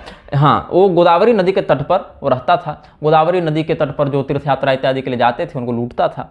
तो क्या एक ब्राह्मण वहाँ गए, उनका नाम था शंख नाम के ब्राह्मण, वो अपने गुरु जी के यहाँ पढ़ते थे और गुरु जी के पास अपनी विद्या को पूर्ण करके ब्रह्म संसिद्धि करने के निमित्त गोदावरी के तट पर गए। उसको पार करके फिर भीमरथी नदी पर पहुँचे, उसको पार करके फिर निर्जन वन में पहुँचे जहाँ जल नहीं था। अब भूखे प्यासे पड़े हुए थे, वैशाख का महीना था, भयंकर गर्मी थी, तो दोपहर में थक गए, उसी जंगल में बैठ गए। और ये भी उनका पीछा करते करते वहाँ पहुँचा था कि एकांत पाकर लूटेंगे हम। तो एकांत पाया और लूटने के लिए वहाँ पहुँच गया। अब ब्राह्मण के पास क्या था, कुछ आभूषण थे, कुछ कुंडल थे, दान दक्षिणा में कुछ मिला हुआ था, जूता था, छाता था, कपड़ा था, ये सब कुछ था। मतलब अब यात्रा के लिए निकले थे तो तलवार लेकर पहुंच गया वहाँ पर, धनुष बाण लेकर पहुंच गया ये व्याधा। इसमें क्या कहते हैं कि व्याध सवैद्रुतं ताप तप्तोपि तिष्ठन् हाहेतिवादि प्रजगाम विप्रः दृष्ट्वा मुनिं तं बहुखिन्नमानसं मध्यम गते पोषणी यदाति तीव्रे। दोपहर का समय था, आकाश में धूप बहुत खतरनाक, बहुत भयंकर, और ये ब्राह्मण देवता जब विश्राम कर रहे थे तो ये एक डकैत, एक बहेलिया वहाँ पहुँच गया। उसने अपना तलवार इत्यादि उनको थोड़ा चमकाया, दिखाया, तो कहा कि सब हमको दे दो नहीं तो मार देंगे। तो ब्राह्मण देवता ने सब दे दिया उसको, डर के नहीं दिया। वो ब्राह्मण तो खैर सिद्ध व्यक्ति थे, ऐसे ही दे दिया कि जाओ भाई हिंसा क्यों करोगे, ऐसे ही ले जाओ। निष्काम ब्राह्मण थे ना। तो अब उतने बड़े संत का उसने दर्शन किया 2 मिनट ही से, लेकिन देखा तो इसकी बुद्धि कुछ सुधरी। अब उसने क्या चिंतन किया कि उस बहेली ना, वो डाकू में ही बैठ गया, वो भी थक गया था बेचारा। लूटने के बाद वो भागा नहीं और ब्राह्मण भी भागे नहीं, ये दोनों बैठ गए वहीं पर। अब उसने सोचा कुछ दूर जाके वो चलने लगा कुछ दूर, और ब्राह्मण फिर जो है सो बैठे, उस बाद अब चलने लगे पैदल।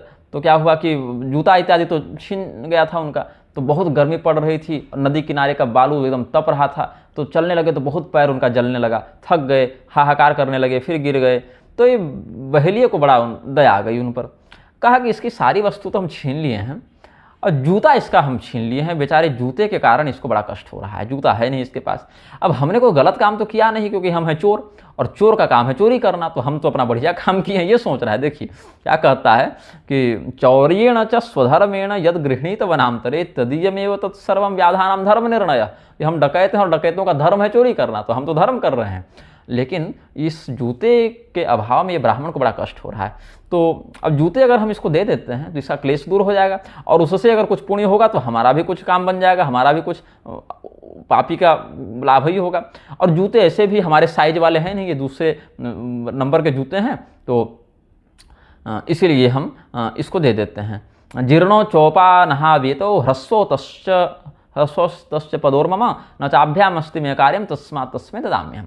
ये जूते पुराने भी हैं और हमारे नंबर में आएंगे भी नहीं, हमारा जो नाप है वो दूसरा है, तो इन्हीं को हम ये दे देते हैं। ऐसा सोच के वो दौड़ता हुआ गया और ब्राह्मण देवता को कहा कि अच्छा सुनिए, आप वैसे गर्म बालू मत जाइए, आप जूता पहन लीजिए। तो जूता मिलने पर बड़ा सुखी हुए। तो ब्राह्मण ने आशीर्वाद दिया कि अच्छा जा तुम भी सुखी रहो, हमको तुमने सुख दिया, जा तुम भी सुखी रहना। अब जब ब्राह्मण ने ऐसा कहा तो, और हे व्याध है, पूर्व जन्म के एक पुण्य के कारण तुम्हारी ऐसी बुद्धि हुई है कि वैशाख महीने में तुमने हमें जूते का दान किया। अब जूते का दान कैसे किया? लूट के फिर वापस कर दिया, तो दान कर दिया। अब व्याधे को बड़ा आश्चर्य लगा कि भाई हमने ऐसा कौन सा पुण्य किया था। अब बैठ गया वहीं पर, बोला कि हमको यहीं पर बताइए। बोले देखो ये बहुत गर्मी का समय है, बहुत धूप लग रही है, कहीं छाया में बैठकर बात करते हैं, तो बहुत भूख भी लग रही है, और अभी मध्याह्न काल है तो संध्या का भी समय है। तो कहे कि स्नात्वा मध्याह्न वेलायाम तस्मिन् सरसि निर्मले वाससी परिधायाथ कृत्वा माध्याह्न की क्रिया देव पूजाम तथा कृत्वा फल फूल मतम धृतः व्याधोपनीतम सुस्वादु कपित्थम श्रमहारिच। अब ये बहेलिया बन गया उनका चेला। अब ब्राह्मण देवता ने कहा अभी मध्याह्न काल का समय है, अभी क्या बात करें, पहले स्नान कर लेता हूँ, संध्या कर लेता हूँ मध्याह्न काल वाली, फिर थोड़ा कुछ खा पी लूँ, फिर कुछ बैठकर चर्चा करेंगे। तो व्याधान का कोई चिंता की बात नहीं, आप नहाइए, हम तब तक फल मूल का प्रबंध करके आते हैं। वो तुरंत जाकर फल मूल इत्यादि, क्योंकि वो जंगल का अभ्यासी था, वो तुरंत ले आया, बढ़िया बढ़िया फल फूल लेके आया। ब्राह्मण देवता तब तक स्नान कर चुके, अपनी संध्या कर चुके, पूजा पाठ कर चुके, देव पूजा तथा कृत्वा फल फूल मतम धृतः व्याधोपनीतम सुस्वादु कपित्थम श्रमहारिच। कपित्थ इत्यादि का फल मिला था, खा पी के बढ़िया जल पी के और छाया में बैठ गए। तब प्रवचन करना प्रारंभ किया। अब जो डकैत आया था लूटने, वो बन गया इनका चेला। तब बताने लगे देखो पूर्व काल में तुम ब्राह्मण थे, तुम्हारा नाम था स्तंभ, और शाकल नगरी में तुम्हारा निवास स्थान था। स्तंभ नाम के तुम ब्राह्मण थे, श्रीवत्स गोत्र में तुम्हारा जन्म हुआ था, लेकिन थे तुम बड़े पापी, वेश्यागामी ब्राह्मण थे। अब पहले तो वेदज्ञ था, लेकिन बाद में वेश्यागामी हो गया। वेद पारगामी था तुम, जैसे अजामिल, पहले बढ़िया थे, बाद में बिगड़ गए। तो एक बार क्या हुआ, दुस्संग के दोषवश, कुसंगति के कारण एक वेश्या पर तुम्हारी आसक्ति हो गई। अब अपनी जो पूजा पाठ की, वेद पाठ की नित्य क्रियाएं थी, वो सब छोड़ दिए तुम, और शूद्रों के धर्म को अपना लिए और शूद्र कर्म करने लगे। और अब इधर क्या हुआ, जैसे अजामिल ने क्या किया था, वेश्या को अपने घर में ले आए थे, तो पत्नी को घर से निकाल दिया था। ये महाराज जी पत्नी को भी घर में रखे और वेश्या को भी घर में रखे, और वेश्या को पत्नी के समान रखे और पत्नी को नौकरानी के समान रखे। लेकिन पत्नी इनकी बड़ी गजब की थी, क्या पतिव्रता पत्नी थी। इस पत्नी ने क्या किया, तुम्हारे जैसे मूर्ख और आचार विहीन ब्राह्मण की भी, और पत्नी भी कोई कुरूप नहीं थी, बहुत सुंदर पत्नी थी इनकी, लेकिन क्या है कि है ना, ब्राह्मणी थी तदान्यासित भार्या कांतिमयी तथा, लेकिन वो वेश्या पर इनका मन ज़्यादा लगता था। तो वेश्या क्या करती थी, वो पंडित जी के साथ सोती थी और पत्नी बेचारी जमीन पर सोती थी, और वेश्या अपना ठाठ से अपना श्रृंगार करती थी और पत्नी बर्तन धो रही है, कपड़ा धो रही है। और इतना ही नहीं, अपने पति का तो पैर धोकर चरणों तक ले ही रही है, ये वेश्या हमारे पति के हृदय में बैठी, ये सोचकर वेश्या का भी पैर धो के वो बेचारी चरणों तक ले रही, दोनों की खूब सेवा करती थी। उभयोरप्यधस्येते उभयोर वचने रता वेश्याया वार्यमाणापि हित कार्य व्यवस्थिता। और हालांकि वेश्या को कोई मतलब नहीं था उससे सेवा कराने से, वेश्या के मन में इस पत्नी के प्रति कोई दुर्भावना नहीं थी, उसका शोषण करने की इच्छा नहीं थी। तो वेश्या मना करती थी कि नहीं, आप तो ब्राह्मण की पत्नी हैं और हम तो वेश्या हैं, हम तो पैसे के चक्कर में आते हैं इनके पास, ये धनी हैं और हमारा काम ही है शरीर बेचना, ये हमको धन देते हैं, हम इनको शरीर का सुख देते हैं, लेकिन आप हमारा पैर वगैरह मत धोइए, आप हमारा चरणों तक मत लीजिए, आप ब्राह्मणी है। ऐसा वेश्या इतना धर्म वो अपना समझती थी कि नहीं, ब्राह्मणी से हम पैर कैसे धुआएंगे, अपना चरणों तक कैसे उनको पीने देंगे।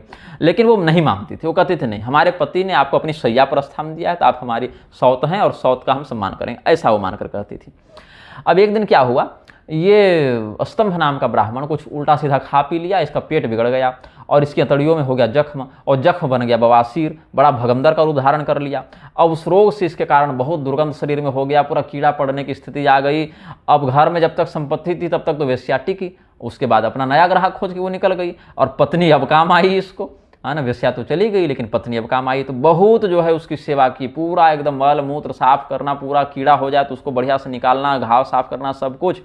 और अपनी पत्नी से कहने लगा कि बहुत पछताया, ये स्तंभ नाम का ब्राह्मण बहुत पछताया, अपनी पत्नी से कहने लगा कि देखो हम कितने बड़े पापी हैं, हमने कितना तुम्हारे साथ अन्याय किया, अनैतिकता का व्यवहार किया, देखो तुम कितनी पतिव्रता है, कितनी सदाचारणी है, तुम्हारे साथ हमने बहुत गलत किया ऐसे करके, और तुम्हारा कोई उपकार नहीं किया, ढंग से तुमसे बात तक नहीं की। देखो ना, जो अपनी सदाचारणी पत्नी के साथ ऐसा गलत व्यवहार करता है वो तो 17 जन्मों तक नपुंसक होता है। अपनी सदाचारणी पत्नी को छोड़ के केवल ज्यादा मर्दानगी के चक्कर में आप वेश्यागामी बन जाइएगा ना, एक जन्म नहीं 17 जन्म का आपका पुरुषार्थ खत्म हो जाएगा। ये बात है उसमें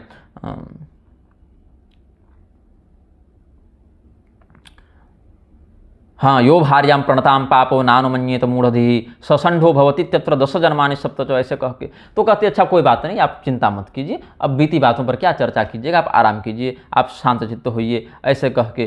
तो उन्होंने कहा, पत्नी ने कहा कि हे स्वामी आप चिंता मत कीजिए, हमने ही पूर्व जन्म में ऐसा कोई पाप किया होगा जिसके कारण हमारा जो दाम्पत्य सुख है वह इस प्रकार से खंडित हो गया, और दाम्पत्य सुख हमारा खंडित हो गया, हमने वेश्या की सेवा की, लेकिन चलिए आप प्रसन्न रहे, उस समय कोई दिक्कत नहीं है, हमें ही पूर्व जन्म में जो कोई पाप किया होगा, ऐसा उन्होंने कह के सांत्वना दिया अपने।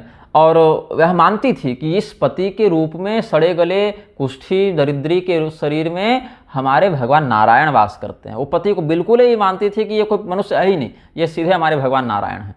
क्षीरोदवासिनम विष्णु भर्तुर्देह व्यचिंतित, हम इस मनुष्य की हड्डी चमड़ा के शरीर की पूजा नहीं कर रहे, इनकी हम भगवान नारायण की सेवा कर रहे हैं। शोधयंति दिवा रात्रो पुरुषम उत्तर में वच नखे न कर सती भर्तु कृमि देहा छने छने, कीड़ा निकालते रहती थी उसके घाव से, दिन रात सोती नहीं थी। और अब उसको ये कष्ट नहीं था कि हमारा जीवन नष्ट हो गया, हमारे पति ऐसे दुराचारी हो गए, ऐसे कष्ट में, उसको ये दुख था कि हमारे पति दुखी क्यों हैं। तो इधर उधर जहां उसको जो समझ में आता, जिसको जैसे देखती उसी को अपना लेती थी। जैसे एक बार तांत्रिक को देखी कि वो भैंसा काट के भगवती चंडिका को भैंसे का मांस भोग लगा रहा है, तो कही कि हमारे पति का रोग दूर हो जाए तो हम भी भगवती को भैंसे के बलि देंगे, चंडिकाय प्रदास्यामि रक्तम मांसम मुखोद्भवम, ऐसे करके सुष्टुन्नम माहिसोपेतम भर्तुर आरोग्य हेतवे। फिर देखा कोई व्यक्ति गणेश जी की पूजा कर रहा है, बढ़िया लड्डू से सहस्रार्चन कर रहा है, तब कहा कि हमारे पति ठीक हो जाएंगे तो उनको हम लड्डू गणेश जी को चढ़ाएंगे, ऐसे कह के मोदकान पिदास्यामि विघ्नेशाय महात्मने। फिर एक व्यक्ति को देखा वो शनिदेव का बड़ा भक्त था, शनिदेव की पूजा करता था, उसने कहा तुम्हारे पति पर शनि का प्रकोप है, तो कहा हम शनिदेव का भी व्रत करेंगे भाई, तो मंदवारे करिष्यामि सदैवाह मुपोषणम। और एक ने कहा कि तुम मीठा खाना छोड़ दो तुम्हारे पति ठीक हो जाएंगे, घी खाना छोड़ दो तो ठीक हो जाएंगे, अपना श्रृंगार करना छोड़ दो, अपना शारीरिक सौंदर्य छोड़ दो तो ठीक हो जाएंगे। तो जो जैसा कहता, अब उतना दिमाग नहीं लगाती थी बेचारी, अपने पति से प्रेम करती थी, तो जो जैसा कहता था उसको वैसे ही मान के हाँ हम ये करेंगे, बस हमारे पति ठीक हो जाए, बस हमारे पति ठीक हो जाए। नोपभोक्ष्यामि मधुरम नोपभोक्ष्यामि वैघृतम तैलाभ्यंग विहीना हम सदा स्थास्यामि भूतले, लेकिन हमारे पति स्वस्थ हो जाएं, 100 साल की उनकी आयु हो, ऐसा कहती थी। ऐसे कहते कहते एक बार क्या हुआ, उनके घर में देवल मुनि आए। देवल मुनि बड़े अच्छे स्मृतिकार हुए हैं। देवल मुनि आए तो देवल मुनि को आया हुआ देखकर बड़ा इसको हर्ष हुआ, लेकिन पहचानती नहीं थी कि ये कौन है। उनको देखकर लगा ये कोई बढ़िया डॉक्टर होंगे, कोई वैद्य होंगे। अब अतिथि की सेवा करना भी धर्म है और पति की सेवा करना भी धर्म है, लेकिन पति बीमार हैं तो उनकी सेवा छोड़कर अगर अतिथि की सेवा में लगेंगे तो उनको कष्ट होगा। इसलिए अपने पति के पास जाकर उसने कहा कि अच्छा, वैशाख का ही महीना था, बहुत गर्मी पड़ रही थी उस समय, तो वो पत्नी ने जाकर कहा कि एक वैद्य जी आए हैं, शायद उनके पास आपकी बीमारी का कोई इलाज हो, कोई आपके रोग का निवारण हो, तो अगर आप आज्ञा दें तो हम थोड़ा उनकी आतिथ्य सेवा में लग जाएं। तो यदा ज्ञापयसी त्वं मां रोचन्नैव करोम्यहम् तेन ते रोग हानि स्यात् तस्यातिथ्यं करोम्यहम्, ऐसे कहा उस पत्नी ने अपने पति से। तो कहा कि यदि आपकी अनुमति हो तो हम उनकी आतिथ्य सेवा करें, और अगर आप मना कर देंगे तो फिर हम अतिथि सेवा नहीं करेंगे, हम केवल पति सेवा करेंगे। तो उसके पति ने कहा कि अच्छा नहीं, कोई बात नहीं, हमारे घर आए, उनको बढ़िया भोजन इत्यादि कराओ पवाओ, और अगर रोग हानि होनी होगी तो ठीक है हो जाएगी, और नहीं भी होनी होगी रोग हानि तो अतिथि आए उनकी सेवा करो। इसकी बुद्धि भी कुछ कष्ट भोग के सुधर रही थी। अब पहले तो वेदज्ञ था ही, वो तो बाद में अजामिल जैसा बिगड़ गया था ना। तो इस महिला ने क्या किया, देवल मुनि का बहुत भक्तिभाव से आतिथ्य सत्कार किया, उनका भैया बढ़िया चरणोदक जो है सो धोया, पैर धोया, उनका चरणोदक महर्षि का स्वयं भी लिया, और अपने पति को भी कहा कि ये दवा दिए हैं कह के, और चरणोदक दवा के बहाने उनको पिला दिया, महर्षि का चरणोदक कह के कि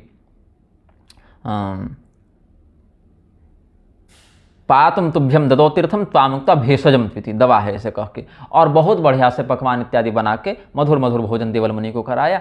अब देवल मुनि जानते थे कि इसका क्या पति का पाप है, क्या कष्ट है। अब कर्म प्रारब्ध में तो ऋषि महर्षि हस्तक्षेप नहीं करते, लेकिन भविष्य को देखते थे कि इसका भविष्य में बढ़िया होने वाला है, तो इसीलिए उन्होंने उस समय कोई दवा अलग से नहीं दी। जानते थे ये शरीर में पाप कर चुका है, इसका कष्ट भोग कर दूर हो जाए तो शुद्ध हो जाएगा, और शुद्ध होने के बाद विशेष इसका भविष्य में उज्जवल भविष्य है इसका। तो क्या हुआ कि अगले दिन सुबह जो है वो देवल मुनि अपने आगे निकल गए, शाम को घर आए थे, एक रात इनके यहाँ रुके थे, भोजन पानी की, अगले दिन सुबह चले गए। अब कुछ दिनों के बाद इस व्यक्ति को स्तंभ जो था, स्तंभ ब्राह्मण, उसको सन्निपात हो गया। तो इसको काढ़ा बना के सौंठ, मिर्च, पीपर, त्रिकटु जो होते हैं उनका, त्रिमधु, त्रिकटु, ये सब आयुर्वेद में है ना, तो कहीं घी, मधु और गुड़ को त्रिमधु कहें, कहीं दूध, दही, घी को त्रिमधु कहें, ऐसे त्रिकटु होता है, सौंठ, मिर्च, पीपल, इसको लेके काढ़ा बना के और उसके मुख में डाल दिया, स्तंभ के मुख में डाल दिया।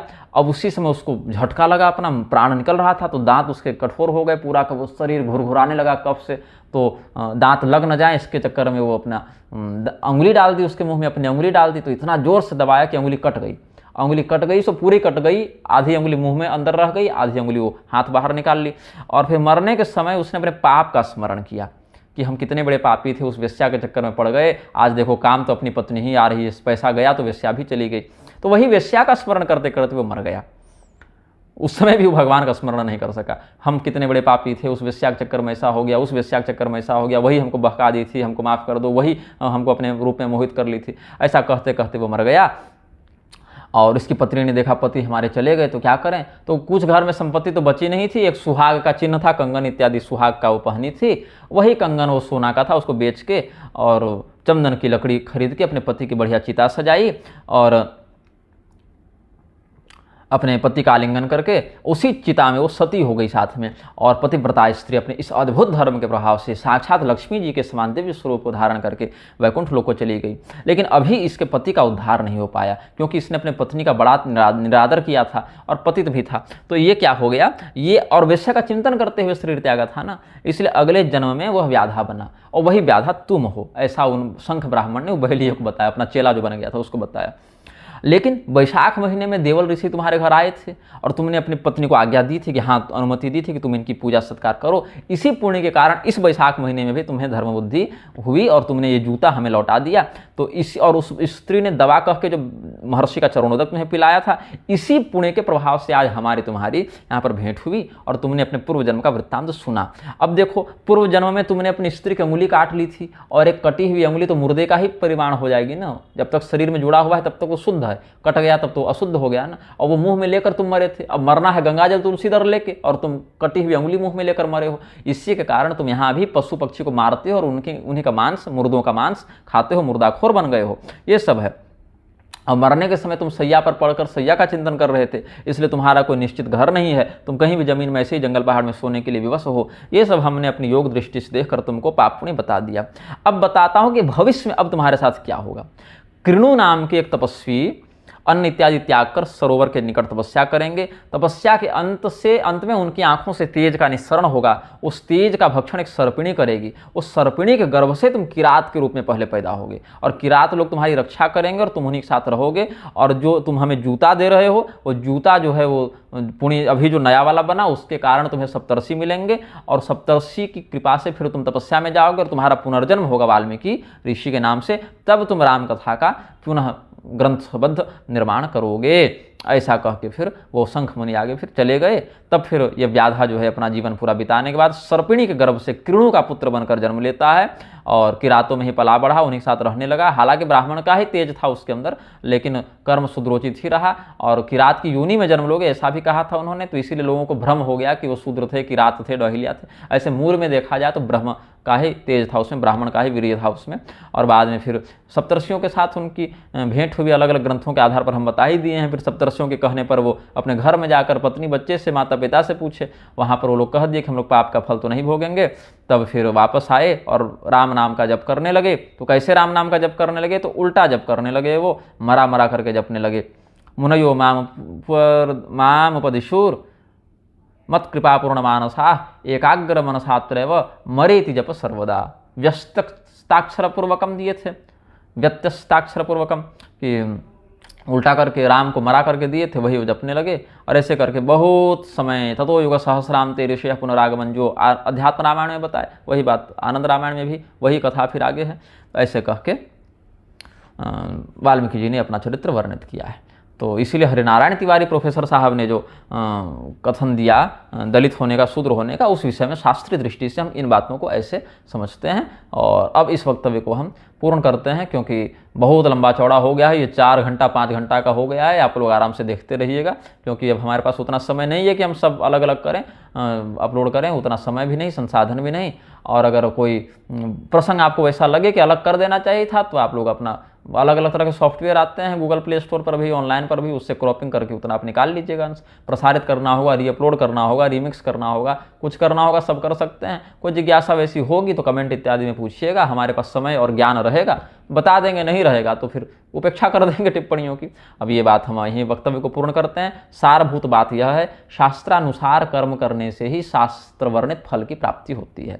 शास्त्र विरुद्ध करने से धर्म की, यश की, अर्थ की, परलोक की सर्वविध हानि होती है। यह लोक में, वेद में, इतिहास में सिद्ध बात है। सभी सद्धर्मनिष्ठ आचार्यों को स्वयं इसका पालन करना भी चाहिए, अपने अनुयायियों को ऐसे ही आचरण की ओर प्रेरित करना भी चाहिए। ये नहीं कि धन संपत्ति ऐश्वर्य देखकर शास्त्र छोड़ दो और अन्य विकृतकारी तत्वों के पीछे चले जाओ, ऐसा नहीं करना चाहिए। श्रीमन्नारायण। हर हर महादेव। नमश्चंडिकाय।